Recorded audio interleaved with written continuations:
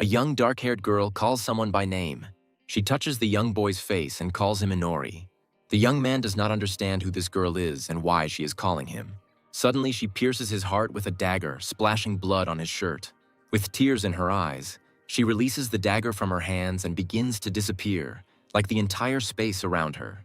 In the last seconds before losing consciousness, the guy looks at the girl and wonders why she did this. Suddenly, the main character wakes up and sees a manga volume in front of him, which he is holding in his hands.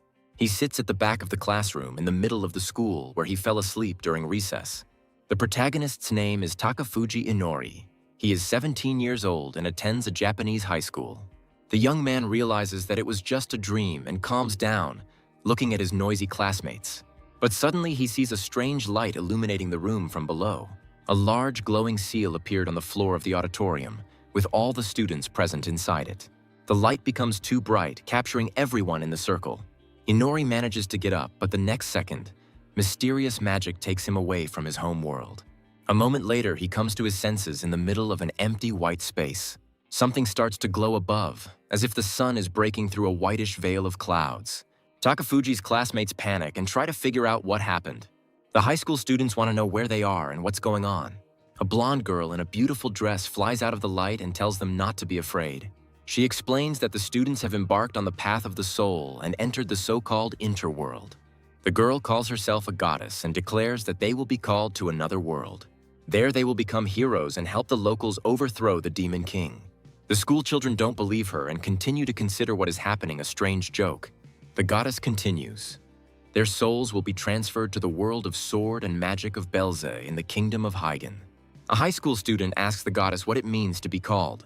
Inori thinks that the events are happening like in a manga about being transported to other worlds. The goddess asks them not to worry and promises to give each one a special gift before the call. The hand of the goddess appears over each person present, granting them a portion of her power. Everyone received special abilities, and the goddess finally asks them not to become intoxicated with power and to be righteous. The action takes place in the main castle of the kingdom of Hyen in another world. Inori's class appears on the floor of the throne room, becoming a team of heroes. The courtiers joyfully exclaim and praise the high priestess, who successfully summoned the heroes. The king on the throne loudly demands silence to calm the agitated nobles. The monarch, wearing a crown and an expensive robe, stands up and addresses those who have come from another world. He introduces himself as Risen Hagen, the leader of the Hyen kingdom, and kneels, begging the heroes to defeat the Demon King. Inori looks at the unusual greeting from the head of the kingdom in surprise. His classmate comes forward and asks the king to raise his head. The guy asks if they will be able to return back to their world later.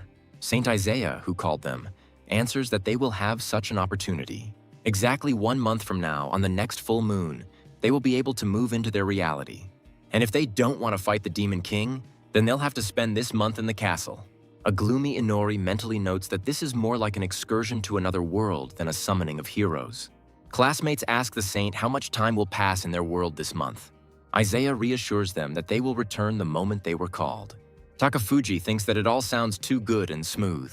Isaiah asks the class if there are any among them who do not want to fight and will wait until the next full moon. She assures that no one will judge them, but humbly asks them to save the country and this world. Inori believes that such a greeting is a hackneyed technique to inspire the newcomers. The school children break into groups and quietly confer. Inori hopes that there are no people among them so stupid that they will fall for the speeches of the king and the saint. A classmate in glasses asks to give them a month to think and make a decision. Takafuji notes that it's a good idea and that he himself would have done something similar. The king agrees to their condition and asks them to decide in a month whether they will become heroes or return to their world. And today they have a feast and he invites them to enjoy royal food. Inori is pleased with this luck and prepares to taste the delicacies of another world. Suddenly the floor above him starts to glow, just like it did in the classroom before. He sees a similar yellow seal and thinks that they will be transported to the banquet. A classmate calls out to him and asks why the summoning circle appeared only under him. Inori realizes that only he is being moved, and the seal is fully activated. The protagonist returns back to the empty reality where the goddess called them. She welcomes the new wanderer who has entered the path of the soul. The goddess introduces herself and suddenly notices the strangeness of what is happening. Inori greets the goddess he met a few minutes ago. The goddess remembers him and asks why he appeared here again. The all-powerful girl is confused and tries to understand how this could have happened. Inori assumes that she summoned him again, but the goddess is not sure. In any case, the rules remain the rules, and he must receive a new gift. The goddess wishes him luck, and a yellow seal appears under the young man, taking him to another world. This time he appears in a scientific complex with large antennas on the roof. Inori wakes up in a chair, bound with a chain, thick cords, and a gag in his mouth. The man with the appearance of a mad scientist is happy that his call was successful. The younger assistant is also pleased with the result and calls Inori experiment number 12. Scientists hope that he will be the one with the magic eye. The protagonist looks at the happy psychos, trying not to attract attention. Inori thinks gloomily that this world is too hard for a second time. The mad scientists demand that he not blink and prepare to remove his eye. The doctor is excitedly jubilant that they have finally gotten a real magic eye under the knife. It is given to people from another world at the moment they cross the boundary of dimensions. Inori's eye actually turned red, and the pupil took on the shape of a complex pattern. The doctor states that it is their job to summon heroes and take away their magical powers. Takafuji notes that this time his gift from the goddess is this very eye. The doctor creates a hypnotic magic seal to administer anesthesia before surgery. Inori looks at the magic circle gloomily, but feels nothing. The doctor, confused, says that his hypnosis has almost no effect. The protagonist listens to him grumble about first-class hypnosis that for some reason didn't work. The assistant suddenly shouts and points to Inori's second eye. The scientist states that the guy's right eye is all-seeing and his left eye is formation. The crazy doctors are delighted to have come across a rare specimen with heterochromia. They decide to postpone the hypnosis and continue the experiment without anesthesia. Inori understands that these psychos are now going to torture him and take out his eyes. The guy tries to break free from the bonds, not wanting to end his life like this. Suddenly, a third summoning circle appears below him, now green. The scientists fall silent and look at the test subject in surprise. A delighted Inori is transported to another reality again. After a moment, he looks at the goddess with imperturbability. The surprised girl looks at the guest, not knowing what to do with him. She says this is the third time and jokes that he must have fallen in love with her. Inori asks why he keeps coming back here. The goddess replies that this is the first time something like this has happened to her, but promises to sort it out the next time he appears. A green summoning circle appears beneath him and takes the boy to another world. In a room of an expensive mansion, a young aristocrat and her elven servant are looking at him. The maid praises the talent of her mistress, who summoned an anthropomorphic monster on the first try. The young man says that he is not a monster, and the girls are even happier because he can talk. They mistook him for a demon and were already about to sign a contract of service. But then a red summoning circle appeared and Inori was pulled back. The guy greets the goddess with a smile, but she was already tired of his constant returns. He asks what she learned and the goddess begins to tell. The summoning circle always chooses a person with a strong soul, capable of crossing the border of worlds. But Inori's soul proved too strong and the circle calls him again and again. The young man says that this is strange, because he cannot even call himself a good person, let alone a hero. The goddess replies that his morality is not important. Only the strength of the inner self matters. If his soul in the other world is secured by a hero contract, he will not be called back. He is then transported to the royal castle, where the princess studies his skills. Inori notes that he has already received 4 divine gifts. He then demanded that a hero contract be concluded with him as quickly as possible. But then a black summoning circle appeared beneath him, and the guy was again drawn into another reality. This time he was summoned by black magic by a tired girl asking for help. Having heard nothing about a contract, Inori lay down on the floor and began to wait for a new call.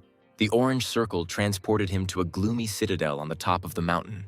The demon army warmly welcomes the phlegmatic Inori as the resurrected demon king. Soon he returns to the divine reality again. The goddess notices that he has collected quite a few of her gifts. The young man agrees with her, feeling the dark power overwhelming him. The goddess suddenly declares that the next summoning will be the last. As a final gift, she helps him put all his skills together and advises him to look at the system once it's in place. Inori appears behind 3 Japanese high school students who are being greeted by the local king. The first of those called up is 17-year-old Shinzaki Ryuto. The second is 17-year-old Karasawa Tamaki. And the third is 16-year-old Isogai Aoi. They are all from the same school and exchange brief greetings before Inori quietly sits in the back. The king, confused, says that there should be 3 heroes.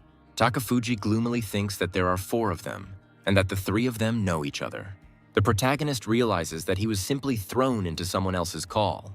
Inori and the three heroes look at the king expectantly. The monarch does not understand what is happening and asks how this is possible. How could the stranger appear along with the three specially summoned heroes? But if he was really thrown into contact with others, then nothing can be done about it. To the left of the king, a young girl steps forward and addresses the heroes. The first princess claims that she personally performed the summoning. Inori thinks it's another manga cliché, the haughty tsundere princess. The princess demands to be thanked for summoning her to the kingdom of the rising sun. She says that in this world, besides people, there live half-humans and demons. But the demons, led by the king, created their own country and are now attacking their borders. Therefore, the Makard Empire demanded that all kingdoms within it summon heroes. But only girls of royal blood can perform the summoning. Each country trains its heroes to fight demons. The princess is confident that this plan is truly magnificent. Inori is confident that the tactic of using quantity over quality will certainly not save you from strong enemies. The princess demands that the heroes of the rising sun work hard and defeat the demon king. Shinzaki Ryuto asks permission to ask a question. The princess guesses that he wants to know about returning to his world. She states that there is no way to go back. The cheeky girl says they should be grateful for the call to this country. Inori thinks that this princess could learn from the Hyen kingdom how to host guests. The king asks the heroes to touch the tablet to discover its blessings. The priest brings out a magic tablet. Takafuji lazily watches the other heroes. Shinzaki Ryuto receives the blessing of limit break. Isogai Aoi has gained the power of barrier creation. Karasawa Tamaki has gained an affinity with magic. And Takafuji Inori has the gift of detection. The protagonist notes that his new power does not fit in with the skills of the others. Then the test of physical and magical powers began. Ryuto has demonstrated superhuman physical abilities. Aoi was able to create powerful magical barriers. And Tamaki quickly mastered fire magic of destruction. But Inori's discovery turned out to be quite ordinary. He doesn't understand why his body has suddenly become so weak. The young man refuses to continue the test so as not to embarrass himself even more. In the evening, all the heroes gather in Ryuto's room for a conversation. Tamaki wonders why they called the weakling Inori. She claims that she wasn't very worried about him. Inori notes that he has met a second tsundere since she still worries about him. Ryuto says that detection is also a very useful skill. Shinzaki asks Aoi to protect Inori with her barriers. The protagonist notes that all three are very handsome and clearly lucky with active personal lives. Tamaki asks the others' opinions on whether they should stay in this country. Ryuto considers the possibility of escape. Suddenly, Inori loudly declares that it is wonderful here and they have been received very warmly. The young man shows them a notebook with the inscription, "We are being eavesdropped on, don't talk too much." His detection power helped him spot the spy. The new ability allows you to sense the presence of living beings within a small radius. Now the maid is eavesdropping on them from behind the door. She finished her work earlier and pretended to leave. Inori writes in her notebook a request to Aoi to create a barrier that will block out sound. The girl nods silently and activates her magic. She creates a green barrier and says she succeeded. Aoi states that he won't last long and they need to hurry. Ryuto praises her friend for her efforts. Inori thinks gloomily that this is no place for flirting. Tamaki wonders why they would eavesdrop on them. Ryuto reminds them that their power is out of this world, and they could become a potential threat to the country. Tamaki is outraged by this attitude, because it was they who were called here. Inori notes that this country is clearly going through hard times. In his opinion, the state is in a financial crisis. The king has too few servants here, and there are almost no guards in the palace. Tamaki recalls the lavish banquet that was given to them upon their arrival. Inori replies that the food was ordinary, but the spices enhanced the flavor. Even Ryuto's room looks more like a soldier's quarters than a hero's quarters. The young man recalls his first call-up to Hagen, where the situation was different. Takafuji suggests thinking about escaping and trying to return to your world. With his strength, they will be able to pass by the army and escape from pursuit. And the princess definitely lied about the impossibility of returning so that they would stay. Ryuto agrees with him, but they don't yet have the strength or knowledge to return on their own. Suddenly, Tamaki leans towards Inori's head. She notices that his left eye is completely yellow. The young man completely forgot that this eye color attracts attention. Ryuto tells Tamaki that some topics are best left untouched. Everyone goes through this, some sooner, some later. Ryuto confuses yellow eye with 8th grade syndrome, much to Inori's dismay. The protagonist decides to play along and declares the great power of his eye. After the meeting, He returns to his room and decides to look at his statistics. The system window shows that all of his stats are close to 1,000, and his intelligence is over 2,500. If this is true, then why did he show such results in the tests? Next, Inori decides to study her skills. Besides detection, the list includes skill steal, black magic, and magic eyes, the right all-seeing and the left formation. He recalls that during his third call-up, he was called a monster. It was then that he ceased to be human and received the status of demon vampire. He then sees the reason for his previous weakness, the hatred of the sun. God penalty reduces his strength to 1/10 during the daytime. Inori remembers that the sun really did shine brightly today, and the dinner was clearly inedible because of the garlic. He realizes that he didn't just find Aoi and Tamaki beautiful. He was attracted by the strong blood of heroes flowing through their veins. Focused on detection today, he completely forgot about his other skills. The guy thinks that he can still hide his heterochromia and vampire nature. But now you need to study all your abilities. Detection allows one to sense living beings within the range of perception. He takes the candlestick and takes out a candle. The young man uses the weapon creation skill on the candlestick. The candlestick turns into a large dagger with a shiny blade. Among the powers of the right all-seeing eye are the accurate recognition of moving objects, distance estimation, and microscopy, as well as clairvoyance, photographic memory, night vision, and resistance to illusions. The left eye of formations allows you to transfer any magic circle you see into your eye and activate it at any time. It's not clear yet, so the guy moves on to other skills. The list includes increased leveling speed by 5 times and true dark magic. The Bloodsucker skill allows you to turn virgins into vampire servants and non-virgins into ghouls. If you sprinkle a ghoul with your blood after its death, it will become a subject. And if you suck someone's blood, you will gain the memory of the victim. This way, you can steal the skills of strong enemies by drinking their blood. Daytime weakness is quite a problem. But it's too early for Inori to write himself off. The next morning, the heroes gather at the training ground. The head of the Knights of the Kingdom of Egiana Izzy will be their mentor. Inori is surprised that the leader of the Knights turned out to be a young woman. He thought that such a thing was impossible in a medieval kingdom. Egiana tells the girls that even though they are magicians, their bodies will also have to be developed. Usually the leader starts with strength training, but not in this case. Inori understands that she is hinting at his weakness. He sees Ryudo's high physical stats exceeding 1,000. Tamaki is weaker, but she has a very high intelligence. Aoi has the same intelligence as Inori, but higher survivability. Egiana tells the trio to learn the basics of body control. But there will be a different approach to Inori. First, he will have to reach the level of training of an average warrior. A stern blonde watches Inori do push-ups. Under the scorching sun, his head hurts and he wants to sleep. Egiana says she will personally monitor him and encourage him for his success. The training is interrupted by the first princess and her retinue. Out of breath, Inori remembers yesterday's tsundere. Among the princess's servants, he notices a beautiful girl. Takafuji thinks she is too richly dressed to be a maid. Egiana welcomes the princesses of the kingdom. The second princess says that they came to watch the heroes train. The first princess continues to demand gratitude for her attention. The second princess approaches the lying Inori. She greets him with a fake smile, like a doll. The girl declares that he will spend the rest of the day with her. Soon, she brings him to the classroom. Here, the second princess will lecture him about this world. Inori thinks it's bad that he was put in a separate class. And the first princess teaches those three in a larger classroom. Previously, the tsundere announced that she would not teach a non-hero. Inori thinks that one day she will definitely take revenge. The second princess begins the first lesson. Takafuji asks her to stop for a moment. With a sweet smile, she awaits his questions. The young man asks if she is the younger sister of the first princess. The girl replies that she is actually a year older.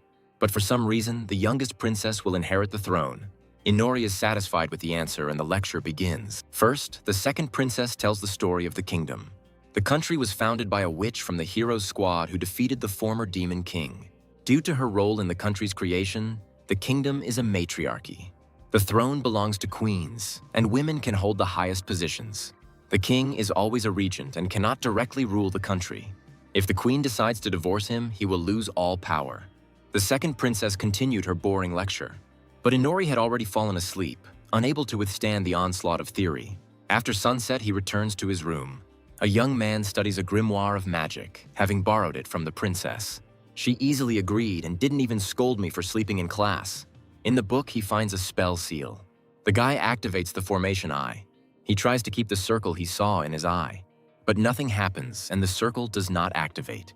Inori continues to leaf through the grimoire. After many attempts, none were successful. Next, Inori activates the all-seeing eye. He takes the papers and pen from the table. Takafuji tries to draw a circle he saw earlier from memory. The same circle from the world where he received those magical eyes.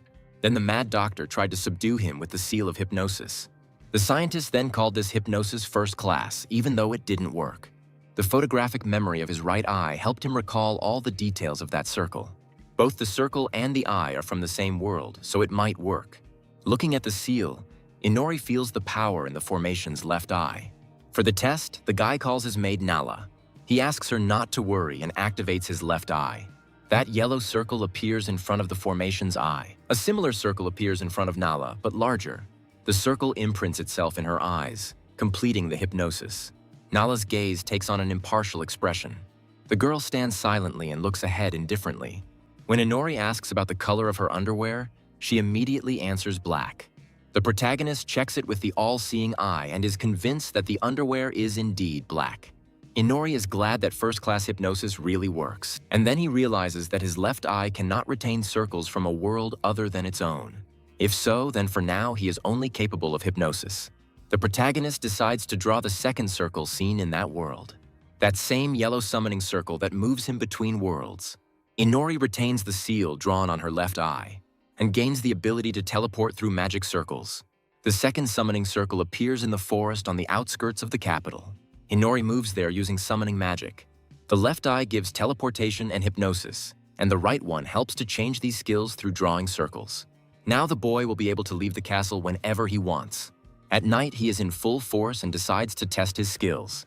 First, he uses true dark magic. Dark energy allows him to control rocks and branches, lifting them into the air. The skill can only control inanimate matter. Controlled objects can be moved and hidden in their shadow. Also, controlled items cannot influence uncontrolled ones. But if you remove the control of dark energy, then everything works as before. It's convenient and completely inconvenient at the same time. Next, Inori tries to shift into his own shadow. Dark magic allows him to move in his shadow. The young man then decides to use a combination of skills. He casts weapon creation on the captured stone, and turns it into a large longsword. Inori recalls today's training, and remembers the movements of Egiana's sword. Taking the sword, the protagonist tries to repeat the blows of the head of the knights. Inori trains with the sword for some time. Tired, he feels a strange sense of triumph. The system shows that he has obtained the sword technique skill level 1. A pleased Inori realizes that this way he can gain new skills. He now thinks to increase the level, but hears a rustling sound behind the tree. Not far from him, he notices a strange creature. It turns out to be a bird-like demon named Katyu with high physical characteristics. Inori thinks that these birds are obviously valuable, since even his bed is stuffed with their feathers. Takafuji hesitates, thinking of hunting the simpler demons first. Using the shadow, he secretly assessed the strength of other demons in the forest. Everyone turned out to be strong, and some were even stronger than him. Inori thinks that either he is too weak or the demons here are too strong. He can beat them one-on-one, but if he gets surrounded, it will be bad. Meanwhile, the sound of heels can be heard in the halls of the royal castle. Egiana hears the sound of footsteps and goes out into the corridor. There she sees the second princess, whom she immediately condemns for walking without an escort. The princess wishes to have a short talk with the head of the knights. She asks Egiana why she doesn't use magical tools in hero training. The leader replies that they are now learning the art of mastering the body, not weapons. The princess doesn't understand why they shouldn't start with magical items right away. Egiana explains that heroes must rely on their own strength, not the power of magical weapons. According to the head of the knights, one must first master the body and then obtain such things. The princess smiles and states that as long as the people's strongest knight trains them, there is nothing to worry about. Egiana notices that she hasn't seen the princess's former smile for a long time. The girl turns away and says that her smile hasn't changed. Egiana asks her opinion about her sister, who will soon be queen. The princess says that she has talent and people love her. Egiana asks if she really believes this. The princess warns the chief that any wall can have ears. The knights might consider such speeches an insult to the kingdom. Egiana agrees with her, but thinks that there is no need to worry about it. A few days later, Inori continues to train with the heroes. Ryuto has shown great ability in close combat. Because of his talent, he now only learns sword techniques. Tamaki received a magic staff to enhance her spells, but for some reason he uses it like a regular club. Aoi learns to shoot a bow. She uses her barrier to protect herself while shooting. Inori notes that their squad is now balanced. Ryuto has now become a master of close-range combat. Tamaki has mastered ranged combat and destructive magic. Aoi's specialization is barrier defense and arrow fire support. Inori began training with daggers and throwing weapons. He also learned stealth and trap disarming. They want to make him into a scout, which will combine with his detection. But at night, he continues to train in the Demon Forest. Here, he no longer needs mentors to develop his skills. With dark magic, he can control the flight of daggers and release control just before hitting the target. Inori hopes to get rid of the hatred towards the sun god once she has leveled up enough. In the meantime, he decides to take up monster hunting. In the middle of the forest, he finds another bird-like demon. The monster stands carelessly in the middle of the clearing and does not look around. Inori quickly jumps out of the shadows and rushes towards the enemy. The demon notices the vampire's appearance, but it is too late. The protagonist uses his new technique on the monster. With the help of weapon crafting, he learned to make threads from dark magic. Black threads wrap around the enemy, holding him in place. The bird-like demon roars and struggles unsuccessfully in its bonds. Inori activates the left eye of formations. He uses the hypnosis seal, wanting to test it on the demon. The monster successfully submits to the vampire. Takafuji kills a motionless enemy with a dagger. He then uses dark magic to raise the monster's corpse. The young man hides the demon's body inside his shadow, where it is quite spacious. There is no need to worry about a surprise attack here. So Inori bares her fangs and prepares to eat. He begins drinking demon blood, hoping to level up. Having finished his meal, he emerges from the shadows to hunt again. The guy quickly finds another demon that looks like a dinosaur. It looks unpleasant, but there are no other options. Inori continues to hunt until dawn, devouring the monsters he finds. Through the teleport circle, he returns to the room and falls asleep. A few minutes later, Nala comes in and asks him to wake up. She remembers nothing about hypnosis and continues to consider it weak. Over the past 2 weeks, he had been able to extract a lot of valuable information from her. The current queen could not have children. And for a matriarchal country, daughters are essential. But in recent decades, many members of the royal family have died from illness. Therefore, the daughter of one count became the king's concubine and gave birth to a girl. It was Arya, now nicknamed the second princess. The people loved her and wanted to see her on the throne. But then the ruling couple had a daughter together. The queen adored her long-awaited daughter and named her Amanda. The girl also inherited her talent for magic, and she always bathed in the love of her mother, who made her the first heir. Arya lost her importance to the throne and all her efforts went to waste. When Amanda turned 7, she officially became the first princess. The pretenders quickly fell in love with the sweet girl who would one day become queen. Everyone stopped paying attention to Arya, who had faded into the shadow of her sister. Forgotten by everyone, she lives her life alone and always smiles like a doll. In class, Inori thinks they are similar.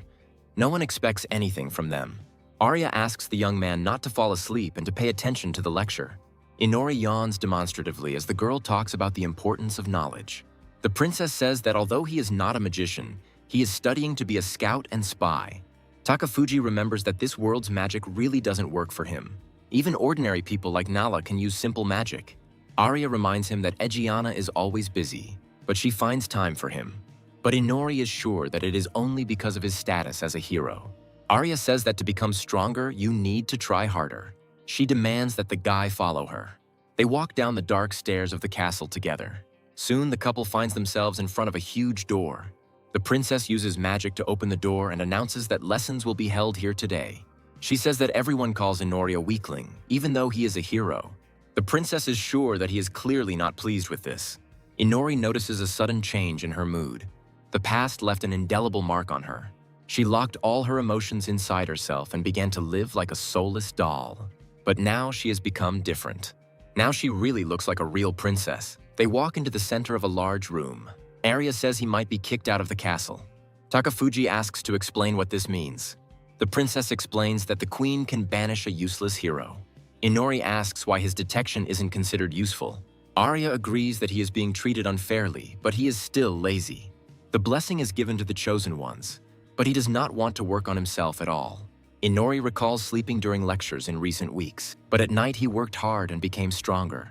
He tells the princess that he is doing everything in his power. But he is far from the three heroes and he has no talent. Arya says grimly that the barrier protects this training room from the outside world, and here he will be able to train as he wants. When he asks about opening the door, the princess kicks him in the back. Surprised, Inori hits his head against the wall. He turns to Arya, not understanding why she is so angry. The girl says in a muffled voice that he knows nothing about the outside world. If he is thrown out of the castle, the first demon he meets will tear him to shreds. Even if he is worse than other heroes, he needs to work and not give up. Inori realizes that Arya truly cares for him. The girl screams that he can change, but only through hard work. The protagonist suddenly starts laughing. To her silent question, he calls Arya a really good girl. Inori says he didn't expect such passion from her. The embarrassed girl asks him not to play on her nerves. The young man declares that he loves life and does not intend to die. In this way, he really is like her. The princess suddenly feels as if he has enormous power. Inori is confident that he will be exiled, but he can deal with it.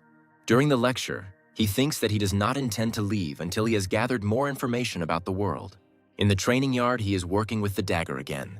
The protagonist thinks that he needs to somehow prove the value of his detection. However, field training in real dungeons is not planned yet. At the end of the training, he turns to Egiana for help. Having received him in her office, the girl says that it will be difficult. Inori asks her to understand that his skill is not suitable for combat. Egiana agrees with his words. The head of the Knights states that he does not underestimate him at all. Suddenly, she invites him to join the Order of Knights. The girl explains that his powers will be indispensable in exploring dungeons and on the battlefield. Now she cannot influence his position in the palace. But if he stops being a hero and becomes a soldier, he will be under her complete control. And then he will avoid exile and will be able to decide his own destiny. Inori thinks that knights have too many responsibilities. He asks to give him time to think about her proposal. Egiana understands him and tells him to come to her when he has nowhere to go. The protagonist asks if she means exile. The girl looks thoughtfully out the window at the kingdom's flag. She replies that this option is also possible. A few days later, Inori is sitting in on the lecture again. He is interested in the news about the arrival of heroes from a neighboring country. Arya confirms that the official meeting will take place tomorrow. The second princess will be there too, so there are no lectures tomorrow. But Inori wasn't invited and he knows exactly the reason. Takafuji understands perfectly well why they are treating him this way. The next day, a delegation from a neighboring country arrives. A ceremonial military parade is held on the streets of the capital. Inori sits in the room and wonders about the financial crisis. He complains that with such expenses, he did not have enough space for an invitation. But the queen will really have a hard time explaining why she has 4 heroes instead of the standard 3. Delegates may become interested in an extra hero and then problems will begin. But still, Inori doesn't like to stand aside while others are having fun. He activates the all-seeing eye and uses clairvoyance. Using the skill, the guy directs his gaze towards the banquet hall. In the center of the banquet, he sees both princesses. Inori notices that his lecturer is dressed up nicely today, but she continues to smile like an indifferent doll. He sees many delicious dishes on the tables and envies those present. He remembers Nala's explanations under hypnosis.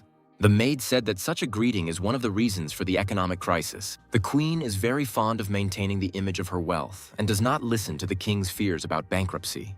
Inori notices those same heroes from the neighboring country at the banquet. A blonde boy is talking to Ryuta and his friends. The second hero turned out to be a young girl with dark hair. And the third one was an unkempt young man with a gloomy look. But the blonde one stands out separately, looking little like a Japanese. Statistics show that his name is Seigi. The blonde points his finger at Ryuto and says something. Inori tries to read lips using her right eye. The blonde demands that Takafuji Inori be brought to him. An angry Seigi wants to challenge him to a duel immediately. After the banquet, Arya introduces the hero Inori to the blonde. Ryuto, Tamaki, and Aoi also came to his room, and his friends followed the blonde man. Takafuji greets the guests with a lazy look. Seigi immediately challenges him to a duel. The second princess looks at the strange guest in surprise. Inori's friends are also surprised by this statement. The protagonist asks why he wants to duel him. Seigi passionately declares that she wants to prove to the goddess that Inori doesn't deserve her. The vampire doesn't understand what he's talking about, but the blonde demands that he not play dumb. He is sure that Inori was also in that white divine plane. It was there that Seigi met the beautiful goddess.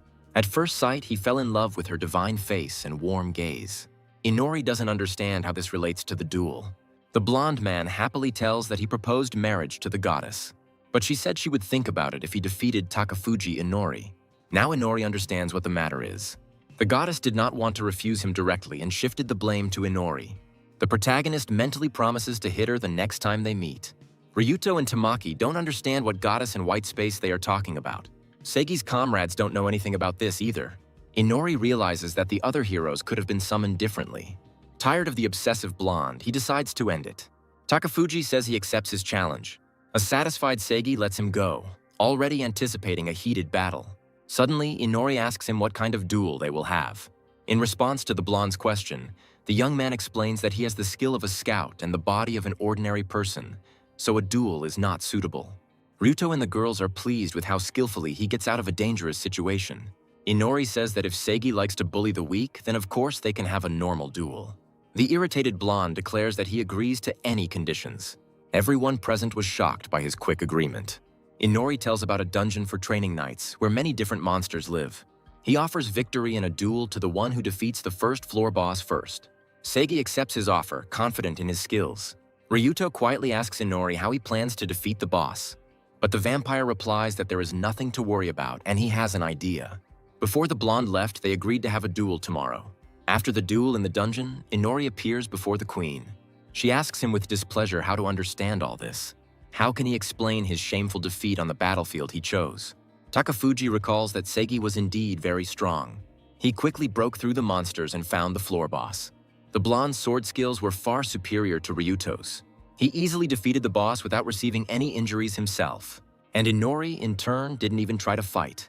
Using detection, he snuck past the monsters and the boss. So Inori really did suffer a crushing defeat. The queen says she previously turned a blind eye to his laziness and incompetence. After all, the king and the head of the knights vouched for his untapped potential.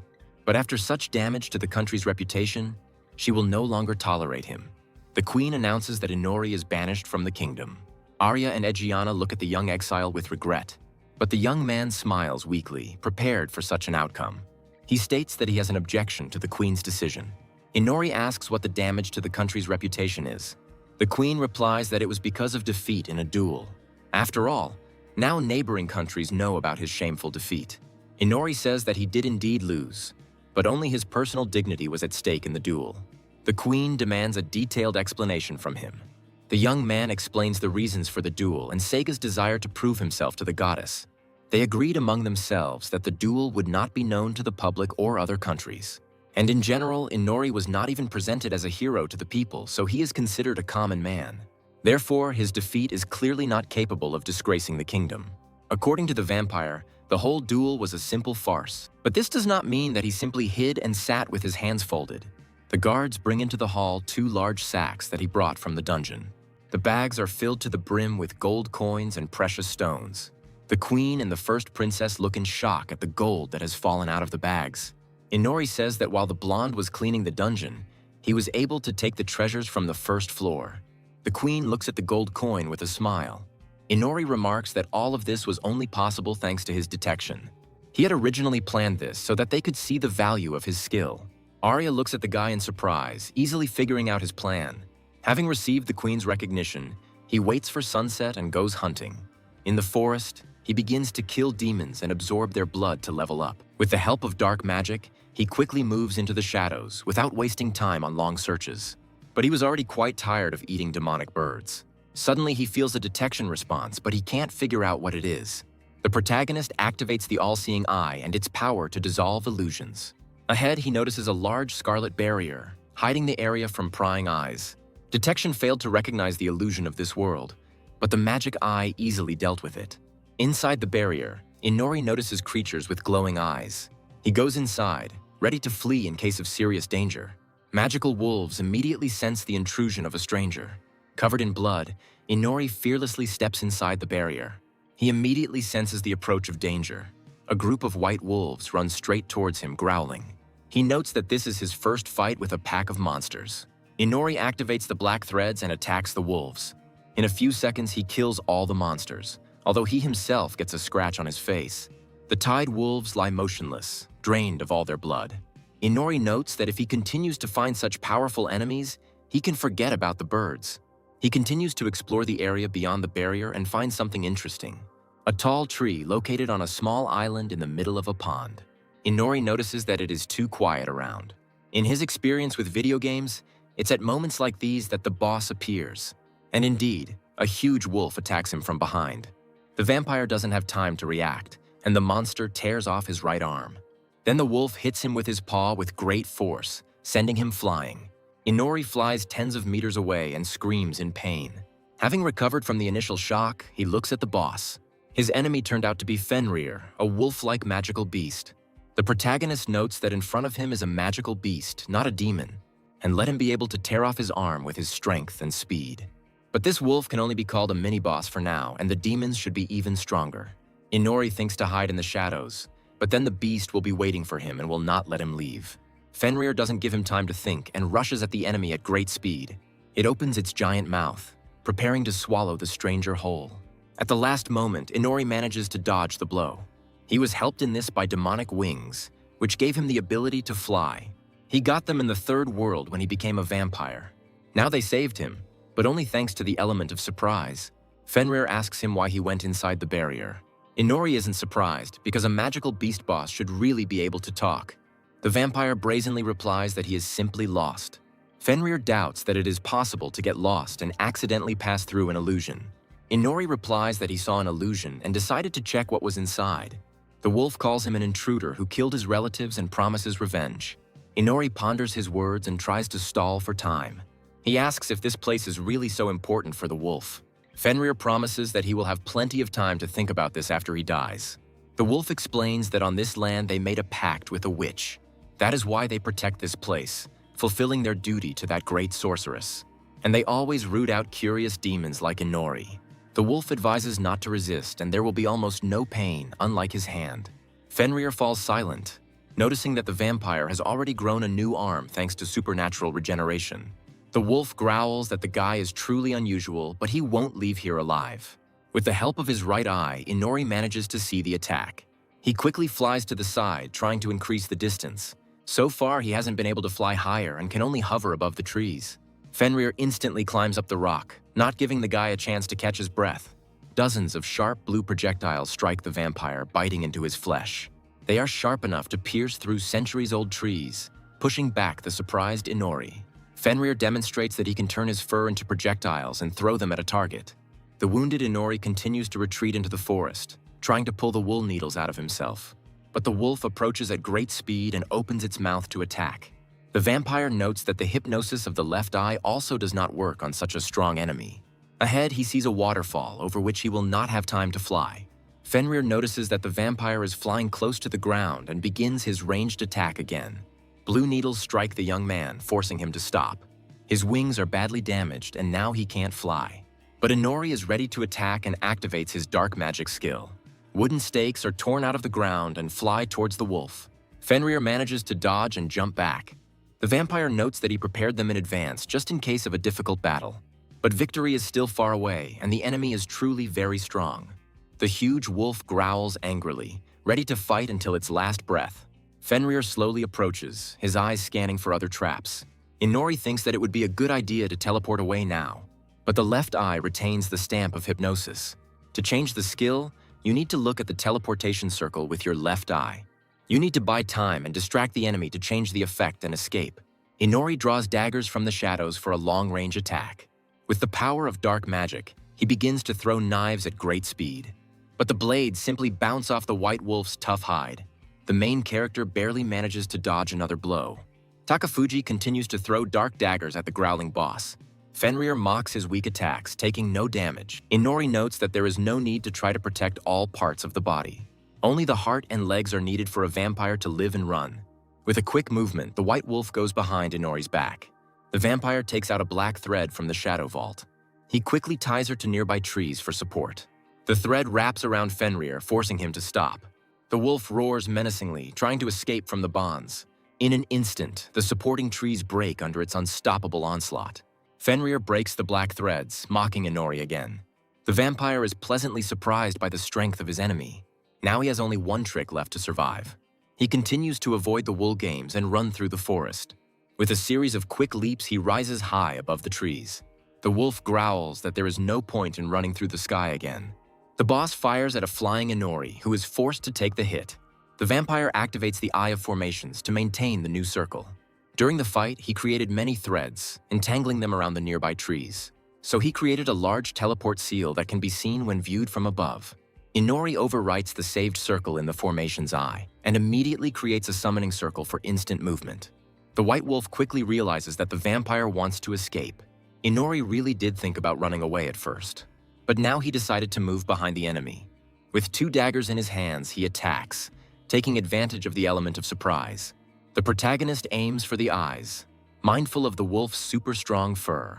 With precise blows, he gouges out both of Fenrir's eyes. The magical beast roars loudly, having lost its sight. Inori says he didn't want to leave without the final blow. The blinded White Wolf growls furiously and breaks everything around. Now it's much easier to dodge his attacks. A blind enemy does not see it and does not know where to direct his blows.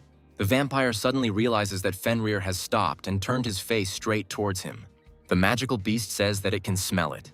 With a quick leap, he closes the distance for a deadly bite.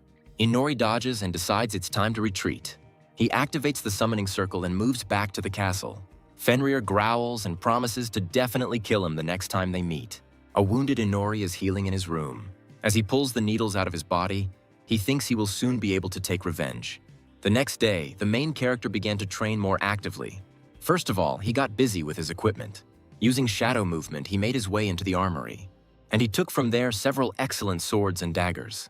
He also managed to take Fenrir's fur, which remained in his body in the form of needles. According to the system's description, the wool hardens under the influence of magic. Inori takes a few strands of hair to check, and they really do turn into hard needles from his dark magic. This explains the durability of the wolf, which did not receive damage from daggers. The protagonist decides to create a weapon from the fur of a magical beast. The wool is transformed into a super strong black thread. The system gives it the name Gleipnir, like the magic chain from Scandinavian myths. The thread crystallizes when exposed to magic if it is not strong enough to break it.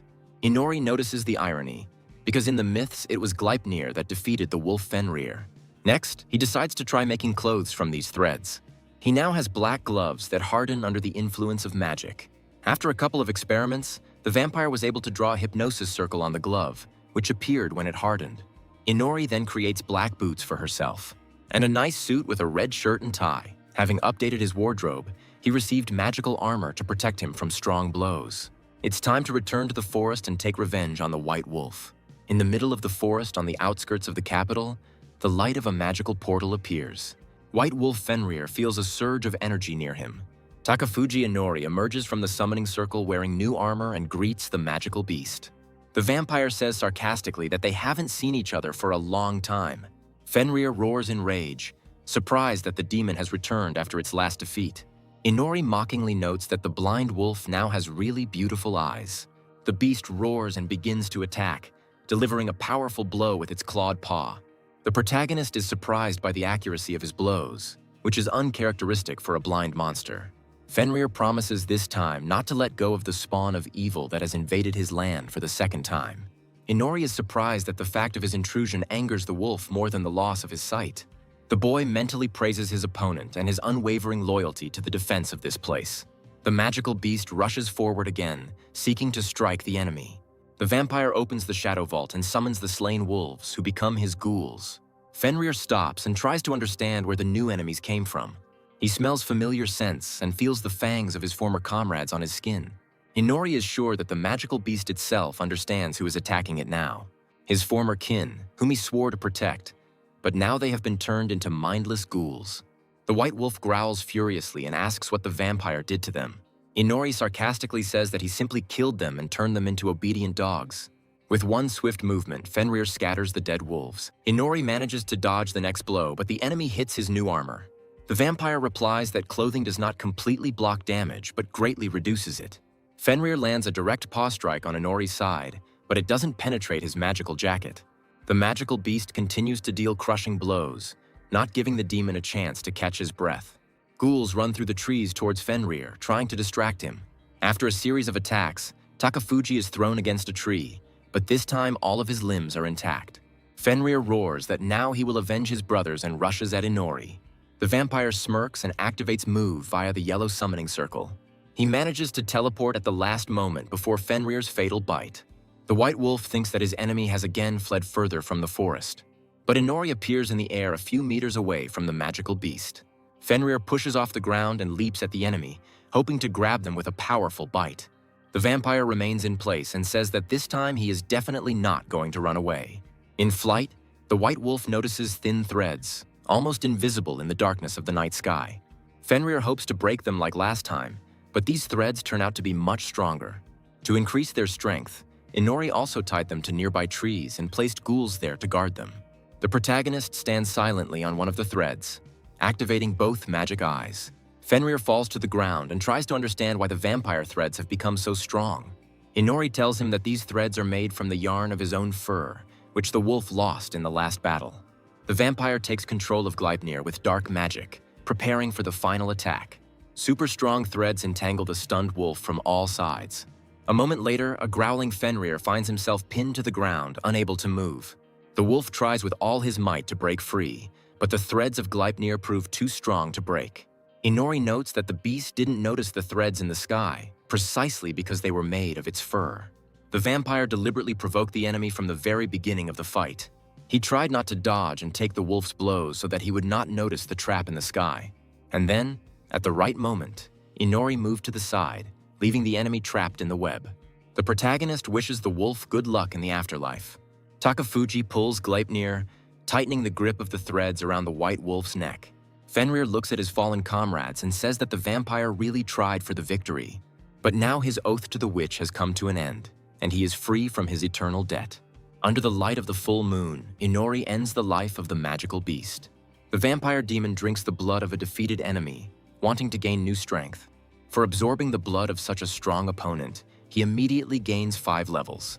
He also gains several skills, including the King's Vessel skill. Inori tries to figure out what this skill is and suddenly hears someone's voice. The dead wolves gain the ability to speak and addressed him. The protagonist realizes that this is how the King's Vessel skill works. It allows him to talk to his subjects. The wolf familiar asks Inori to make the dead Fenrir a ghoul. The dead wolves pay their respects to their former leader, who protected the forest from any threats for so long. And for many years he was the protector of their wolf pack, and now he can remain one even after death. Inori promises them to try to revive him. The main character doesn't see anything wrong with this because strong soldiers are always needed. He notices that he is very tired from the battle and wants to rest. Sometime later, he comes to the room of the hero Shinzaki Ryuto for dinner. He wants to discuss with his friends the complicated relationship between the two princesses. Tamaki says that most likely the second princess is just too unsociable. Aoi agrees with her friend and wonders why the princesses don't get along. Inori sadly pokes a fork into a juicy steak, generously seasoned with garlic spices. Ryuto states that Inori can help them reconcile the princesses. The surprised protagonist asks what he has to do with it. He points to Tamaki and Aoi, claiming that the girls would clearly be better able to understand the princess's feelings. Ryuto notices that Inori is closest to the second princess, who teaches him theory. So now he needs to talk to the first princess and discuss a plan for reconciliation. When Inori asks about the first princess's arrogance, Ryuto smiles and replies that he has already persuaded her to meet. After all, the first princess is crazy about Shinzaki Ryuto, as he himself brazenly states. Tamaki and Aoi react gloomily to this statement, condemning their friend for his pride. Ryuto offers Inori a 7-day break from lectures as a reward, to which he immediately agrees. After some time, the main character knocks on the door of the first princess's room. Amanda allows him to enter and pay homage to Her Majesty. Inori enters the room, thinking to herself that there is no turning back. He quickly examines the numerous luxury items in the princess's chambers. The guy notices that the room looks luxurious, but is completely lacking in uniformity of style. Amanda thinks he is speechless at her wealth and smirks contentedly. Inori asks if the princess really likes the bird-shaped candlestick. The girl replies that these are expensive gifts from her mother and guests from all over the world. Not wanting to argue with her, Inori asks Amanda about her relationship with the second princess. The girl looks away, embarrassed, and says that it doesn't bother her. An irritated Inori thinks that this tsundere will be really difficult. Amanda remembers Ryuto's words, which convinced her that Inori wanted to make peace between them. The princess nervously tugged at her hair and said that she didn't really want to make peace with her. Takafuji asks if she wants to make peace with her sister or not. Amanda loudly declares that it is none of his business, tugging at her hair even harder. Inori decides to play his trump card since the conversation is already not going well. He says that the reconciliation was Ryuto's idea, but since she doesn't want it, then so be it. Ryuto will probably be upset when he finds out that nothing worked out. Amanda demands that he not leave and promises that she will explain everything now. The first princess begins her story about her sister. Inori sits down on a chair and prepares to listen. Amanda says she and her sister used to be much closer.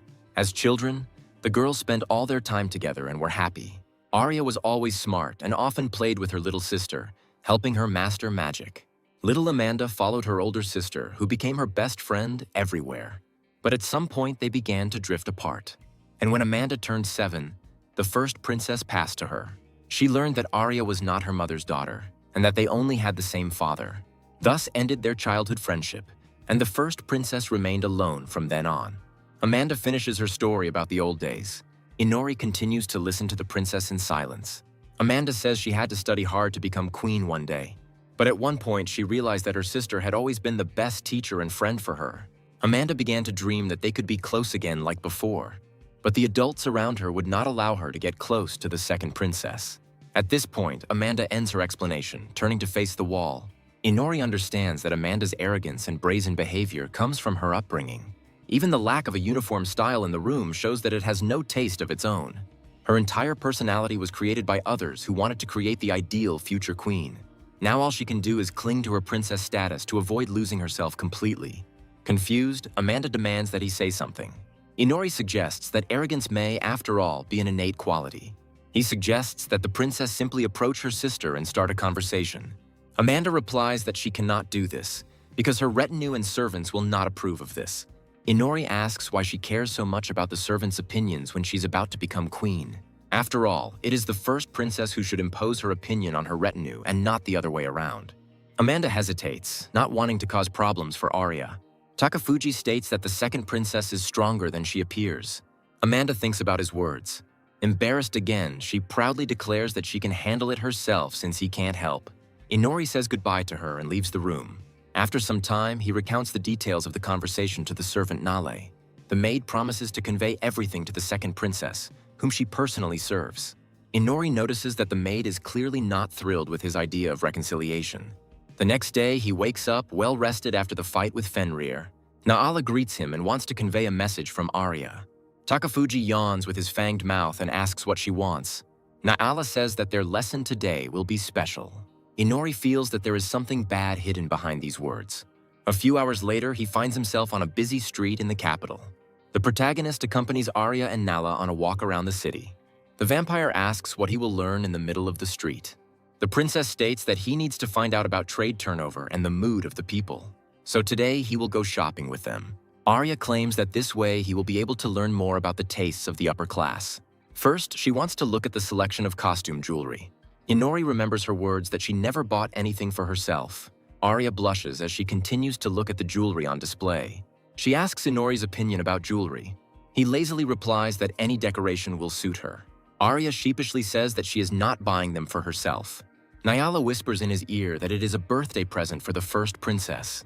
This morning, the maid told Arya about yesterday's meeting with Amanda. The second princess listened attentively and decided to go get the gift. Inori still doesn't understand why he should help with the choice. Arya notices that the young man was in his sister's chambers yesterday and saw what she had there. Takafuji replies that Amanda is used to receiving gifts and is unlikely to be surprised by anything. Arya asks what she should do then. Inori says that the one who gives is more important than the gift itself, and any gift from a sister will be the best by default. Naala thanks Inori for his kind words, but he just wants to return to the castle.